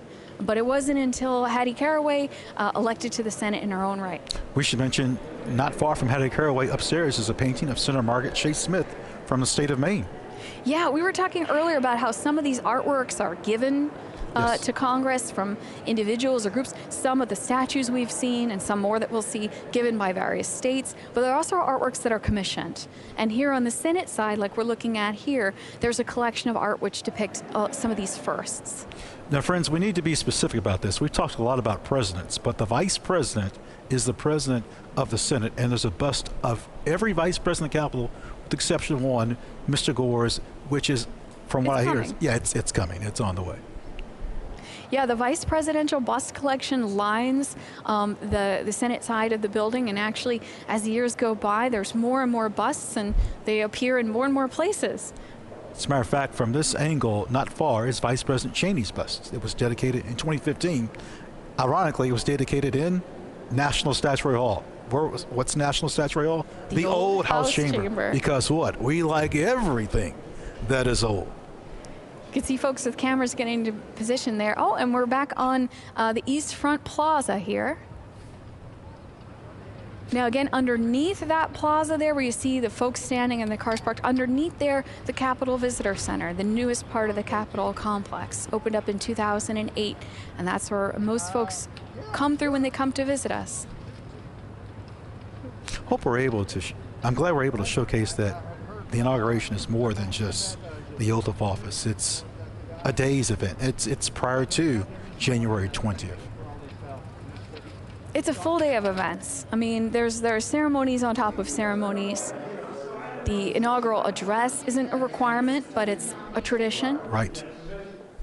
We may someday see a person who declines the opportunity to address. But I was saying earlier, the ceremony almost is how you can track the evolution of technology in our nation, because some of our early presidents, the remarks were quite short. George Washington's very, very short, because there was no television or radio to broadcast it out to the people. It would be printed in the papers. Can you imagine President Lincoln on the East Front? He's got his table in front. There's all types of soldiers around. And I mean, what, maybe 100 guards you could hear? Maybe. And we've seen this year a much less crowded event than this traditionally is, and we've been talking about how when the inaugural ceremonies made the move from outside to inside, from inside to outside, back President Monroe, how many more people came to attend, how many folks would come to watch. So here we are waiting outside of the president's room. It's a little room on the Senate side of the building, and here we go. We got the president and vice president stepping in toward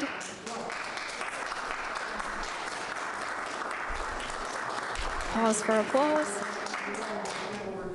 Here they are in the president's room. Now this, I will say, is also a tricky room to photograph, yes, folks, because of those huge mirrors on either side. It is not a big space at all. Saw the fireplace there.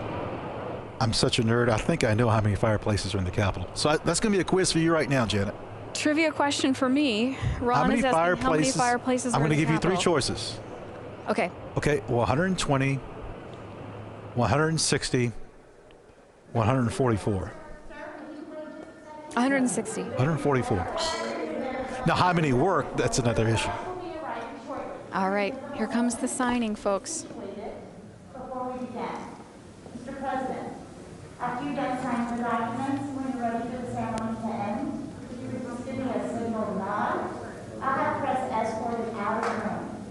Once the press are on the stairs secured, we'll go ahead and be ready to move on to the Ohio Park corridor. Excuse me.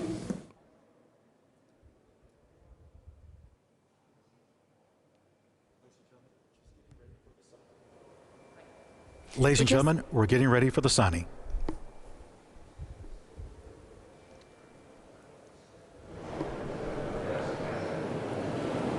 So we can see President Biden here preparing to sign in the president's room. A small room on the Senate side of the Capitol. We have very exclusive access to see this today, the way that we're seeing this. There'll be some parts that we don't get to see, but they're being filmed for archival purposes, for posterity. Again, I want to go back. The reason why we have the president's room, yeah, George Washington.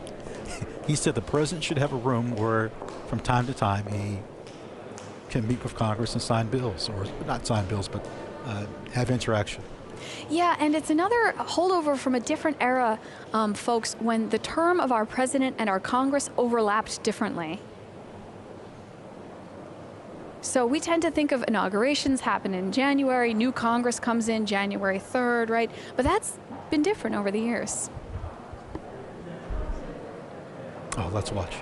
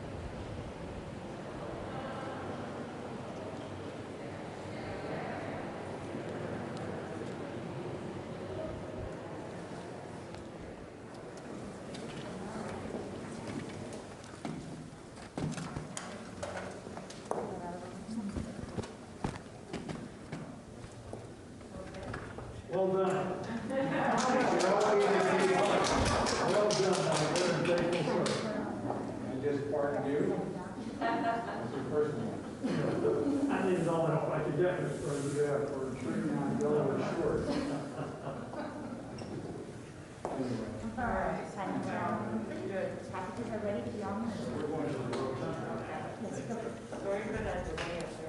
So if you don't recognize them, folks, members of the Joint Congressional Committee on Inaugural Ceremonies gathered there at the JSIC, gathered with President Biden and Vice President Harris in the President's Room, the space that we're seeing here. Friends, when they leave this room, they're going towards the Ohio clock. Now, the Ohio clock. Friends, when the President and Vice President leaves this room, they're going towards the Ohio clock. Now, the Ohio clock has... Why is it called the Ohio clock? Well, it's interesting. A senator from Connecticut, Senator David Daggett, asked a clockmaker from Philadelphia, Thomas Voigt, to complete it. He does in 1816, but Ohio came to the Union in 1803. I don't quite get it. It's a mystery, and no one knows the answer. This clock has come to be known as the Ohio clock.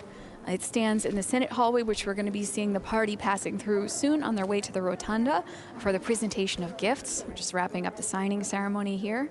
And so we're on the Senate side of the building in these hallways, which are beautifully decorated. Again, if we can call your attention to the floor for just a second. Oh.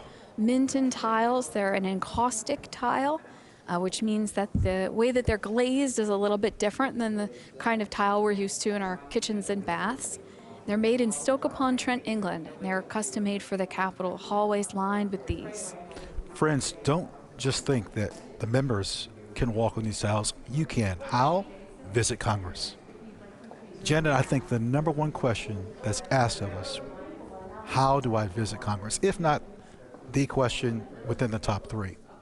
And depending on what part of the building you're in, you will likely walk on these tiles. They're not something that's just sacred for the members. No, to the contrary. That's a great point. The one place you'll see the Minton tiles like that is on the first floor on the Senate half of the building, which we won't be seeing on our cameras today, but we can normally take folks there on tour. The hallways were decorated by Constantino Brumidi, the artist who painted the frescoes inside the Capitol that we were looking at a little bit earlier. I'm not done with this Ohio clock. So, ladies and gentlemen, there was a person known as the man with the green hat. Yes, during Prohibition, he used to sell alcohol in the House office buildings. It was known he had an office. He was exposed, and he moves to the Senate side. and legend has it, in the Ohio clock, spirits might have been kept in that clock, and members had access to it. I mean, the period where alcohol sale, manufacture, distribution, except for medicinal purposes, the period when that was illegal in the United States was an interesting one here on Capitol Hill. And there are rumors actually all over of hidden compartments and various places where things must have been hidden. And they create this kind of mythology around this. And I got to say, there are plenty of mysteries. We don't know why the Ohio clock is called the Ohio clock, but there are plenty of tales of this secret compartment is where, they hid the contraband during the Prohibition period. But I think a lot of them more likely are just quirks of the architecture, because as we've discussed, this is a building that's been built in so many different pieces, and each piece added on to the next, right? And every space enduring these constant changes in what the space is being used for over the years. And what's interesting about this room, the President's Room, is it really only has this purpose. Yes. What we're seeing happening in here today, this is essentially, and it's a very small space. I want to emphasize that, folks, because space is at a premium inside the Capitol, and there is no such thing as wasted space or empty offices.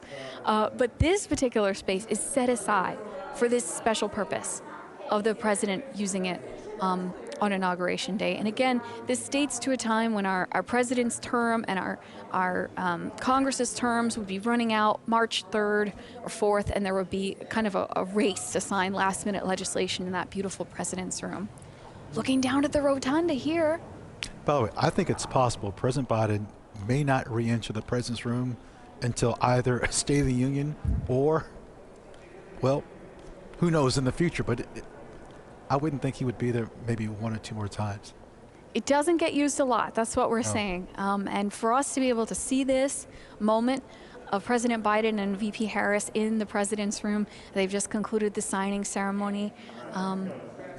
Also stored in this room are some gifts Congress received. There are some ceremonial gifts, particularly from other nations. So we're looking down at the rotunda because what's happening here is people are starting to gather. The spouses of the dignitaries that we were just seeing in the signing room starting to gather in this space for the presentation of gifts, which is going to be happening soon. Typically occurs actually during the inaugural luncheon. This year, because things are a little bit different than past years, there is no inaugural luncheon, and so this is being sort of modified for happening in the rotunda. It's a 96-foot diameter, 108 windows in the rotunda. And can we tell in the center the discoloration? If you're thinking, was there a hole there?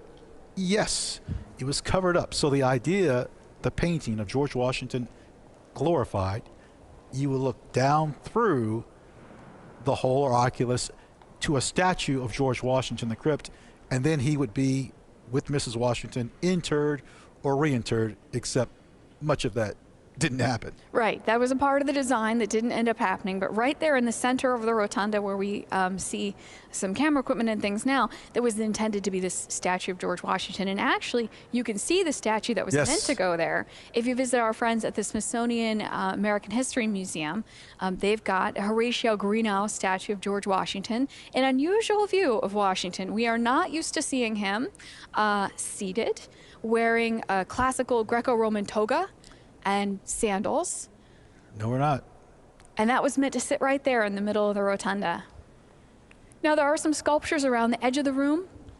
One of the oldest in this space is actually a statue of Thomas Jefferson, which Congress received as a gift. 1833. And it sort of was the moment when they started to realize they could commission sculptures. There was a lot of thought put into the architecture of the Capitol and the artworks that are adhered to it, especially after the fire in the War of 1812 when we were concerned about fireproofing everything. And so paintings, sculpture are a little bit easier to be vandalized. And so there was an early emphasis away from them and onto things like frescoes and friezes that we've seen. Now, the Ohio clock is on the right-hand side. They're coming past that area and other leadership offices. So again, this is a view of the exterior of the Senate chamber, doors there. This Ohio clock we were talking about, it's one of the iconic artifacts inside the Capitol, iconic timepieces. It would be just out of view on your right-hand side, where you see those three folks there kind of in dark suits. Now, just out of view on your left-hand side, portrait of the first woman in the Senate, Hattie Caraway, and that's also obviously where we anticipate seeing the president and vice president emerge in a few seconds. Ladies and gentlemen, I want you to picture this. In the old chamber, Vice Senator Breckinridge said, let's pick up our desk and move them into the new chamber. That's how they moved there. Yeah, so this is the door to the new Senate chamber. Yes. And again, when Ron and I talk old and new, we're talking the difference between about 1810 and about 1859. So new would be 1859. And so in there, behind those wooden doors, is where the Senate currently meets, using desks that came from their original chamber. You know, I wish I'll do it. So, Senate visitation and House visitation. Oh, do you have to be a certain age to visit the Senate? So I will say that the House and Senate sessions are always open to the public. Yes, anybody can come and watch. You can get a pass from your member, your representative, or your senator, and sit in and watch in the galleries. There are certain rules in the galleries about photography and applause and things like that, and Ron is alluding to... You better be 6 years of age and older to visit the Senate. There's such a place called the Children's Room, where my colleagues have put me in timeout many a time there. And it's not far from where that camera angle just gave you. Oh, what a view here. We see elements of all four branches, if I'm not mistaken, for review. And again, I mentioned this earlier, I had served in the 82nd Airborne Division for quite some time. And here they're coming out. Here they go. They'll be passing by Leader McConnell's office. I thought it was a Marriott. Now, once again, folks, you see the Capitol Police officer in uniform. The gentleman in the brown coat is United States Capitol Police Officer Eugene O. Goodman, who is serving as the acting Deputy Senate Sergeant at Arms for the day. Speaker Pelosi just went by there. I didn't notice her without. Cream-colored dress. She took off the turquoise coat we saw her in earlier. Senator Schumer and Blunt going by us there. And so as they passed us now in this corridor, they're about to pass by McConnell's office. Look, Janet, notice the floors have changed. Fabulous view here of what's called the small Senate rotunda. So just off the rotunda, a small area there with the columns. It's actually an air shaft. If you were to look over that railing, you'd see down to the first floor of the Capitol, and it used to distribute light and air in the days before air conditioning and light bulbs and all the stuff that we have now. Goes the House Sergeant of Arms, Senate Sergeant of Arms. And our acting Deputy Senate Sergeant at Arms there in the light brown coat, that's Eugene Goodman, U.S. Capitol Police Officer. Folks, you may have seen some photos and video of him recently. I mentioned the floors. Those are mosaics, which if you visit the Library of Congress, you'll see in abundance. It's the only area that we have mosaics in the Capitol. Look how President Jackson is dominating that room right now. Look at that posture on the right-hand side. So these statues, again, are from the National Statuary Hall collection. Every state gets to send two. There's VP Harris and Doug Emhoff, her husband, heading into the rotunda. And Dr. Jill Biden and President Biden heading into the rotunda. Surrounded by a phalanx here, including other dignitaries, as we discussed, sergeants at arms. And remember, this is a scaled back. Yes, this is a scaled back operation. Remember, this is fewer people than we would normally see at inauguration. So another incredible feature of this broadcast is that we have clear views of these folks that aren't too crowded. This is incredible. I'm blown away. As we look down in this direction, that's the door of the Senate at the very end of the hall, that wooden door with the rounded top that you see on it there. And again, if you were on tour with us, I would be asking you to please not point your camera at that door, because the United States Capitol Police like to keep that area secure. You can see some Capitol Police officers here flanking this north door into the rotunda. So the president entering the rotunda now.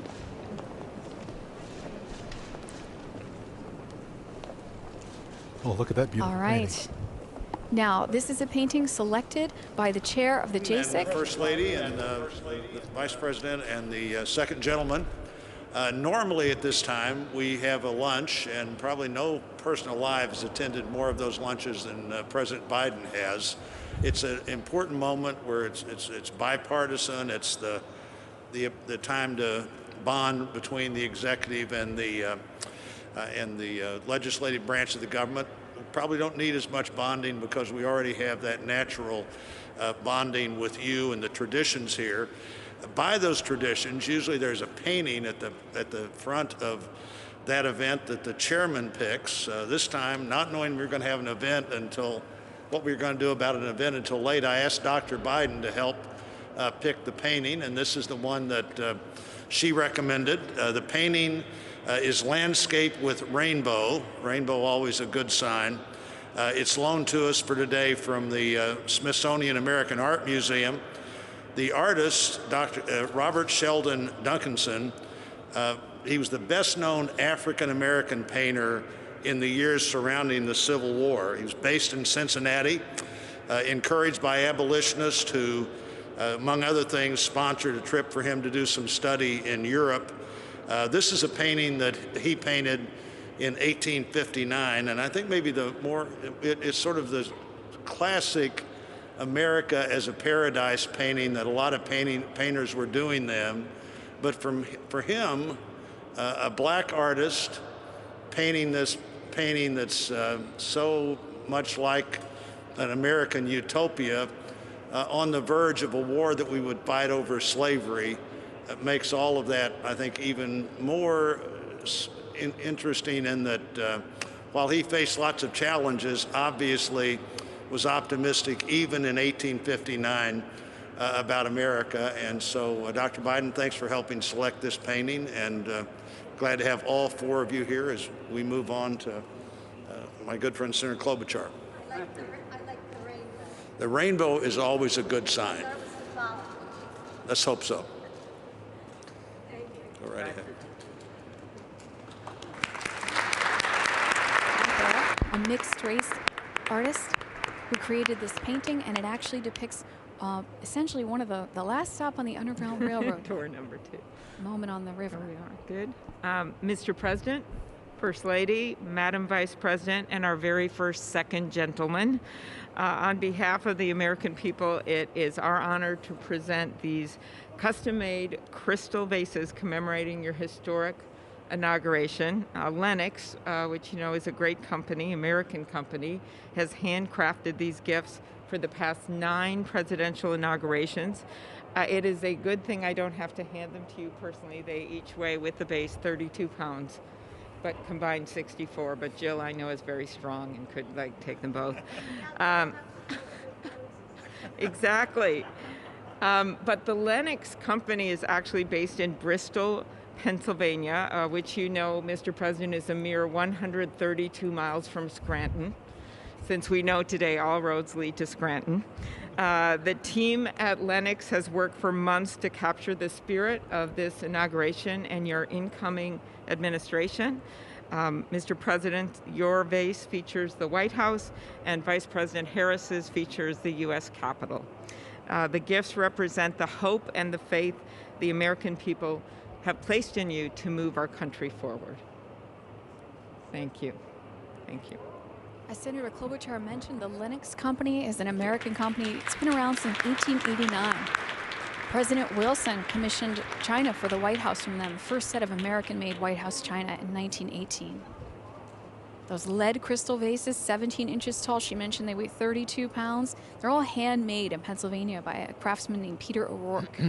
Well, Mr. President, Madam Vice President, while the pandemic has sadly limited our usual hospitality, as others have mentioned, I'm very glad we still carry on some of our favorite inaugural traditions.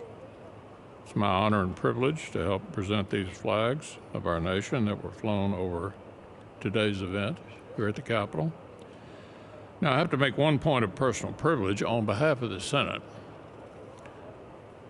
With all due respect to our distinguished Speaker and our colleagues from the House, I have to note, not only did we just swear in a son and daughter of the Senate to these high offices, but indeed both these former senators skipped the House altogether.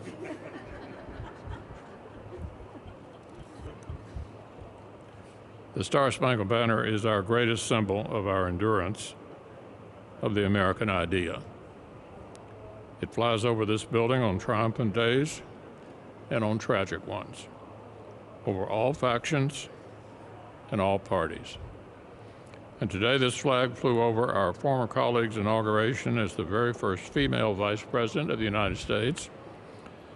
So to our very distinguished former colleague, Madam Vice President, please accept this flag with the highest compliments and congratulations of the United States Senate.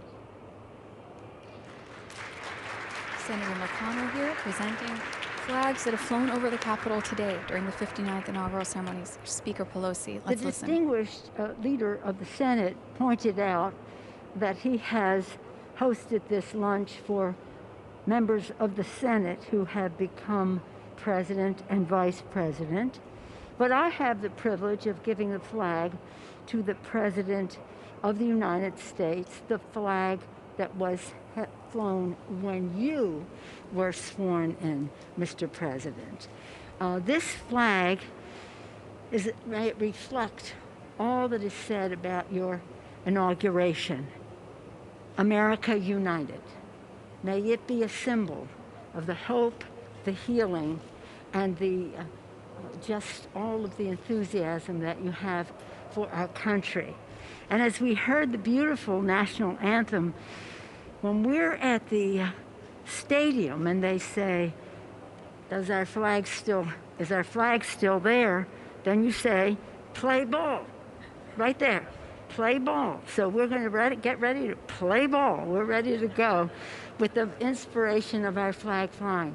But again, on behalf of the House of Representatives, it is my privilege to extend to you the flag that was flown the early moment that you were sworn in as President of the United States. Thank you, Mr. President. Thank you, Dr. Biden. Thank you. If we had the lunch, we would have had California wine. Is that not right? Madam Vice President? That is correct. Mr. Emhoff, congratulations. With liberty and justice for all. Thank you.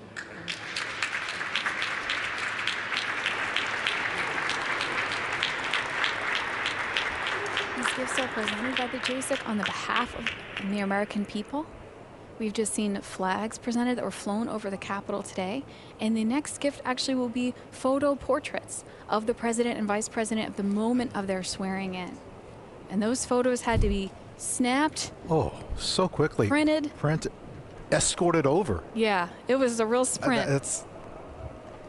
They have the mats all ready to go, and they just need to snap the photo in the moment and then get them printed and put the frames together. Right? It's a good picture, too. The Honorable President Kevin Biden, McCarthy. Vice President Harris, Dr. Biden, and Mr. Imhoff, on behalf of Republicans and Congress, congratulations. Very proud of you both. When President Washington was sworn in as the first president of the United States, only a handful of people saw the ceremony or heard the famous first inaugural address. Today, the inauguration is seen around the nation and indeed around the world. Yet the task facing the nation is no less momentous than it was in Washington's time. I listened to your speech today. You talked among the tension and division. Our task as leaders is to bind this nation's wounds and dedicate ourselves to the values of all Americans share together. With modern technology, just a few minutes ago, it captured in these pictures. History in the making, for all the world to see. This picture should serve as a reminder of that task that we have before us. As a very proud son of California, it is my honor to present to a very proud daughter of California as well. Today, Vice President Harris made history, and all of America should celebrate that. But we should also remember that this is not the end, but just the beginning. As leaders, we are judged not by our words, but by our actions. So let's go forth from here together, accomplish great things for the American people. And every time you look at this photo, remember the beginning of the job we have to do. Congratulations.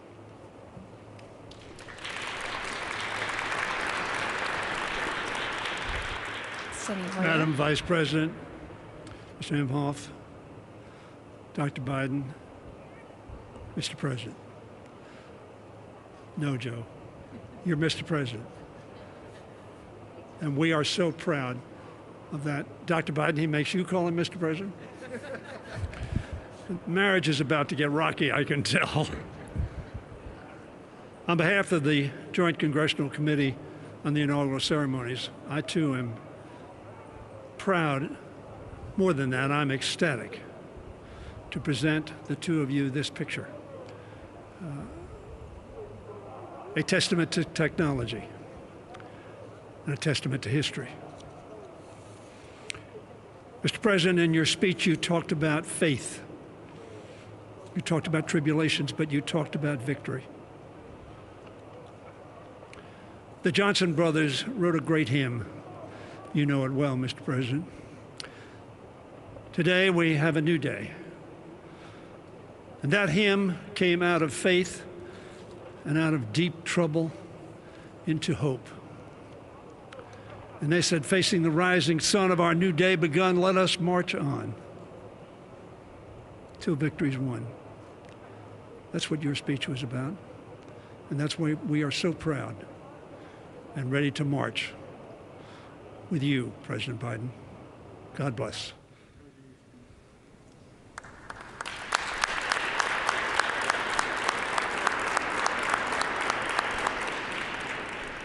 President Biden there checking out a photo of him taking the oath of office, just presented. They're both different.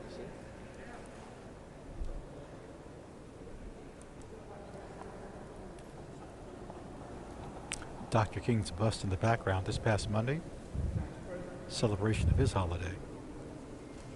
That bust of Dr. King was commissioned by Congress in 1986. It's been on that spot since 1989 in the rotunda.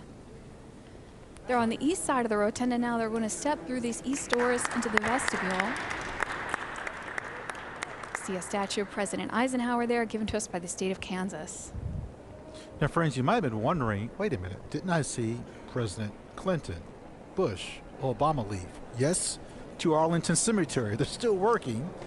They're placing a wreath at the 2 million unknown soldier. So that's what was going on when they left. And then we had the ceremony here. There's President David Dwight Eisenhower.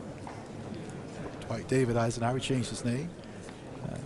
Representing Kansas, a new memorial to him was dedicated this past, well, last May.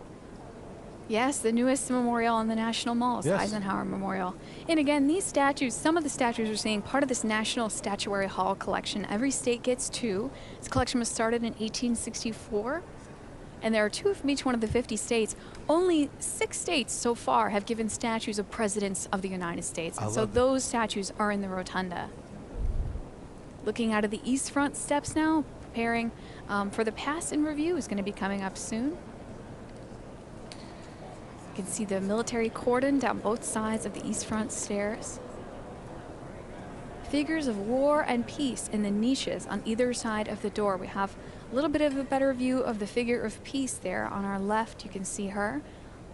Classical drapery just at the top of the column of military personnel on your left-hand side of the screen. You mentioned, I mentioned earlier about everyone liking everything old. Look at the old light fixtures. Those were just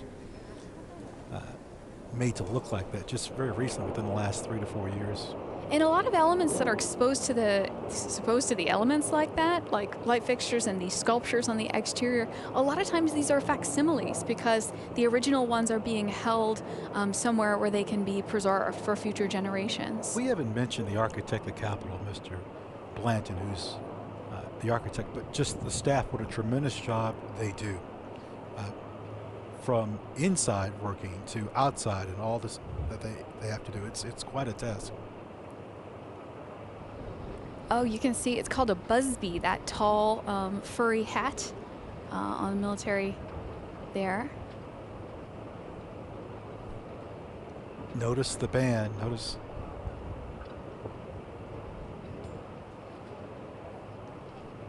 And everybody's lined up and preparing for the pass and review to be starting pretty soon. We do have a video about that coming up in a little bit.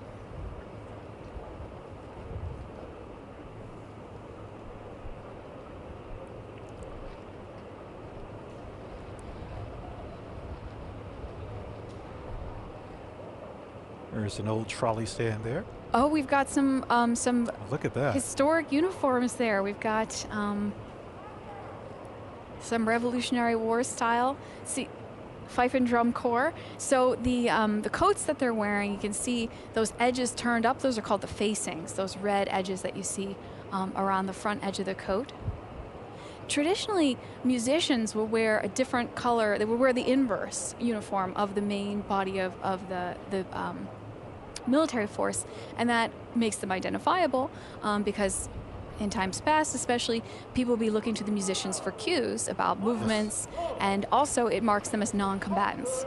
So we tend to see very unusual and colorful uniforms on our military bands, such as the Marine Band we've seen today, the Fife and Drum Corps that we just saw, and even the Herald Trumpets, U.S. Army Herald Trumpets.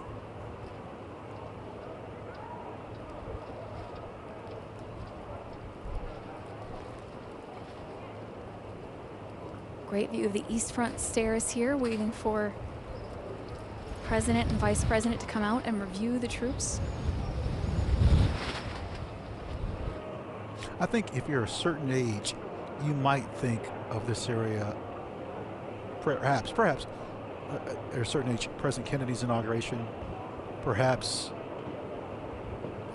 depending on, again, the age, you think of Blackjack Pershing and his line in state. Now, I know what you think, well, maybe perhaps your grandparents can remember their parents and the imagery and the newspaper coverage. Yeah, lying in state and lying in honor ceremonies that have traditionally happened in the rotunda of the Capitol. This past summer, they had to do something a little bit different for Congressman John Lewis, where they actually put his casket kind of right out there in front of that east front door in order for people to file by on the outside.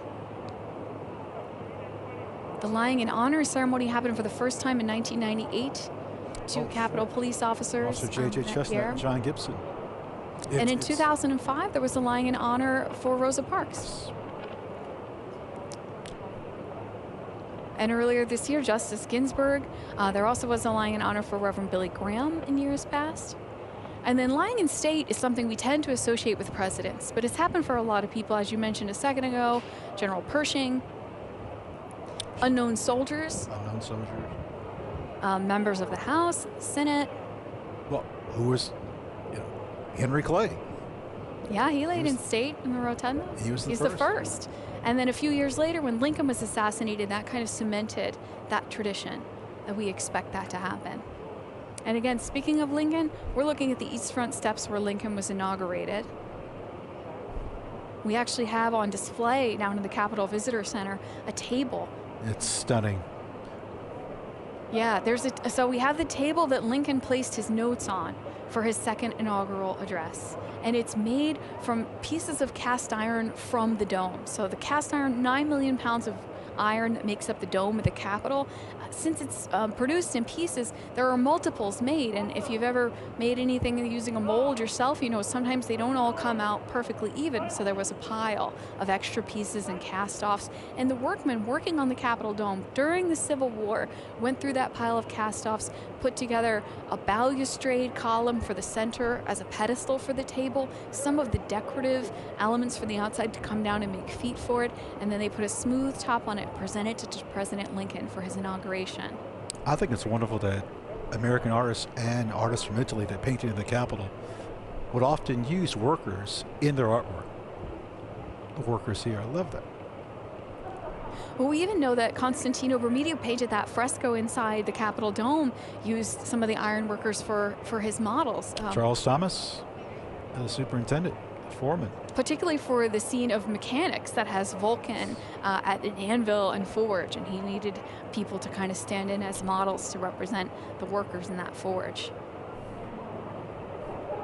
Remember today's inaugural theme: forging a more perfect union. Yes. Determined democracy. Looking at the East Front here, backed out a little bit so that you can see a little bit of the historic Capitol on either side of the stairs. Friends, if you were to come to Washington and walk around the Capitol, even in the evening, when it's dark, the building will teach you something. You will learn something. You'll pass a member of Congress at night and not know it. And you'll go by 20 yards later and someone will say, wasn't that so-and-so that just walked past? I believe so. Oh, here they come for the reviewing of troops. Now, I was just going to say, Calvin Coolidge's inauguration, the first one to be broadcast by radio, 1925. And the first one for TV, Truman, 1949. The cables for people to watch it in the Midwest had literally just been installed a few weeks before. Folks on the West Coast still couldn't watch Truman's inauguration.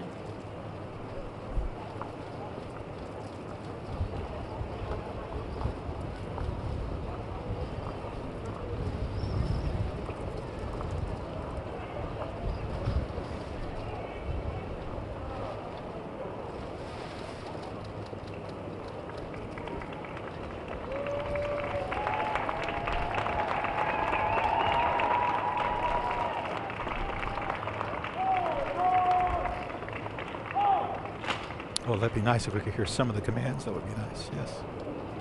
We can hear the applause. I know those two words, forward march. I think I've uttered that a time or two. Let's listen and watch.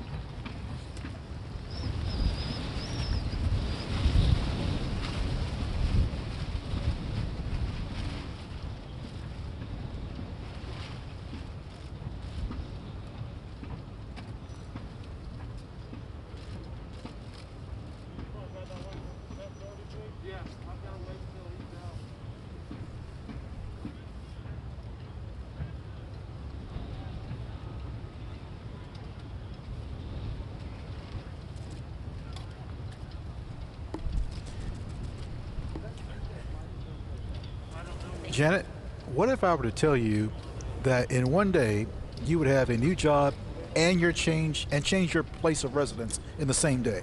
What would you say to that? Seems like a lot. And a new ride. And a new car. And a new car there. I don't know if everyone noticed how thick those doors are when they put the president into that car, but there it is, nicknamed the Beast.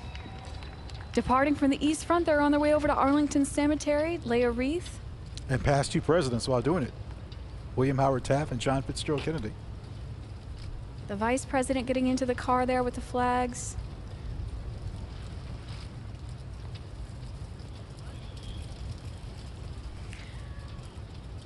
You know, Chairman Blunt, the JASIC, announcing this 59th inaugural, spoke about this event, commonplace and miraculous, and how this stands as an assurance to all people of our continued, unbroken commitment to continuity, stability, perseverance, and democracy. We have a statue in the Visitor Center of Frederick Douglass. Yes. And on the base of it, a quote from one of his addresses. "If there is no struggle, there is no progress." This year's inaugural theme, selected by the JASIC, Our Determined Democracy, Forging a More Perfect Union. I would say a prolific display of that today. As we see the vice president and the president loading into the limousines, preparing to depart here on the east front of the Capitol, following the pass and review of troops. Family members headed back as well.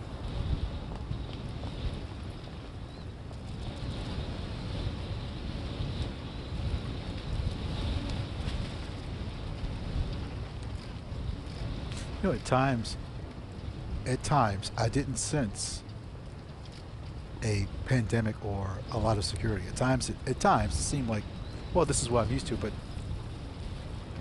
there were times in which I said, oh my. Well, I think see the difference. This 59th inaugural is familiar and it's also different. Oh. It's the least attended inaugural physically, but perhaps virtually the most attended, perhaps. Yes, and we've been thinking about how, as the technology advances in our nation, these events can reach more and more people, right? You know, 1845, people heard about James K. Polk via telegraph getting inaugurated, his speech going out via telegraph. James Buchanan, 1857, the first to be photographed. You can actually see that on the website of our partners, Library of Congress. Photographed, and of course, those inaugurations here on the East Front that we're looking at through our cameras. Then, of course, broadcast on the radio, broadcast on the television, and now live streamed out over the internet.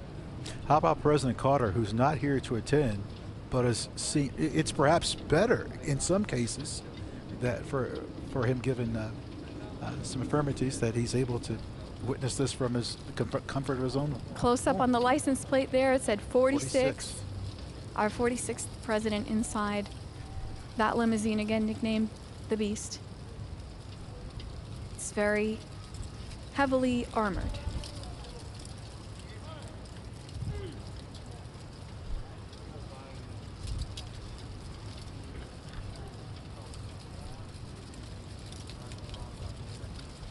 You know, McKinley's was the first inaugural to be filmed with sound recording, 1897.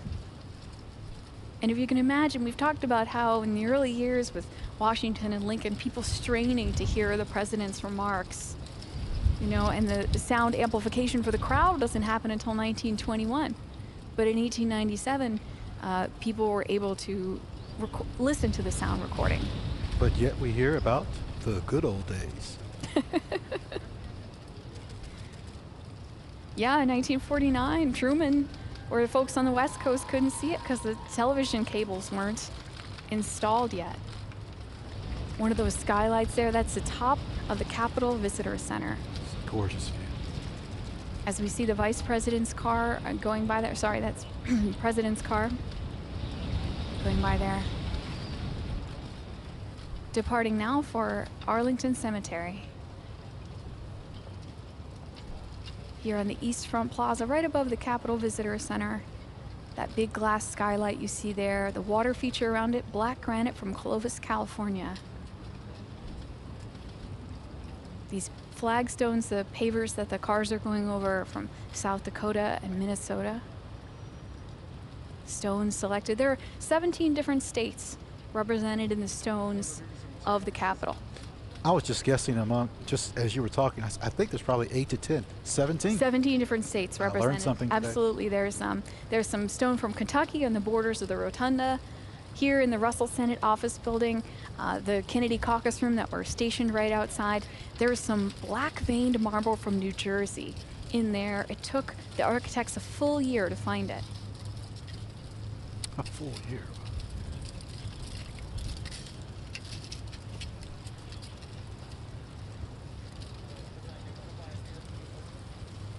So throughout the day, we've been able to show you several videos showcasing history and traditions of inaugural ceremonies, and we do have one to close out today as we watch the departure here on the east front of the President and the Vice President.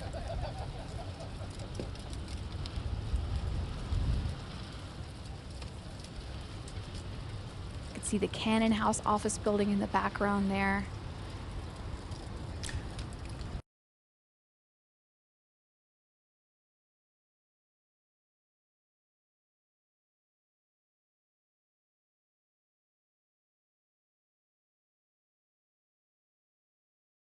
Houses where the members of Congress would live, because again, like the technology enabling us to watch and listen to this inauguration, the technology for members to travel has improved dramatically. The Senate has collected oral histories, and the members say the biggest change was jet travel. You mentioned technology for technology for travel. The House and Senate schedule used to be based upon the growing season. Members would leave for months because they were planters. Yeah, and the traditional August recess that Congress takes is based around that agricultural calendar, and also the unpredictable Washington, D.C. weather, if you can believe it. We've seen today, we've seen clouds, we've seen sunshine, we've seen high winds, we've seen snow flurries. A little bit of all three happening right now, it looks like. As we see the motorcade depart from the east front of the Capitol. Cannon House office building there with the crane at the top right.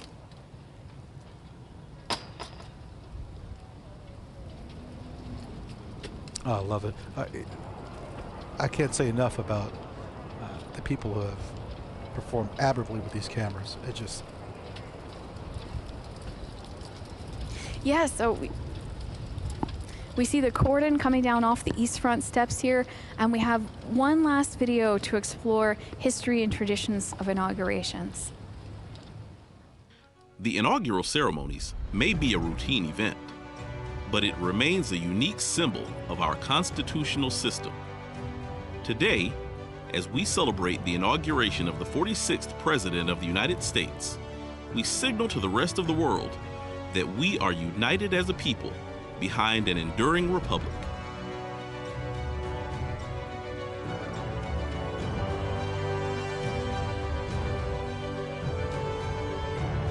On behalf of the Joint Congressional Committee on Inaugural Ceremonies, thank you for joining us today for the 59th inaugural ceremonies. It's been a historic day, and we hope to see you all back at the Capitol soon to take a tour with us, or watch a session of Congress, or attend one of the events.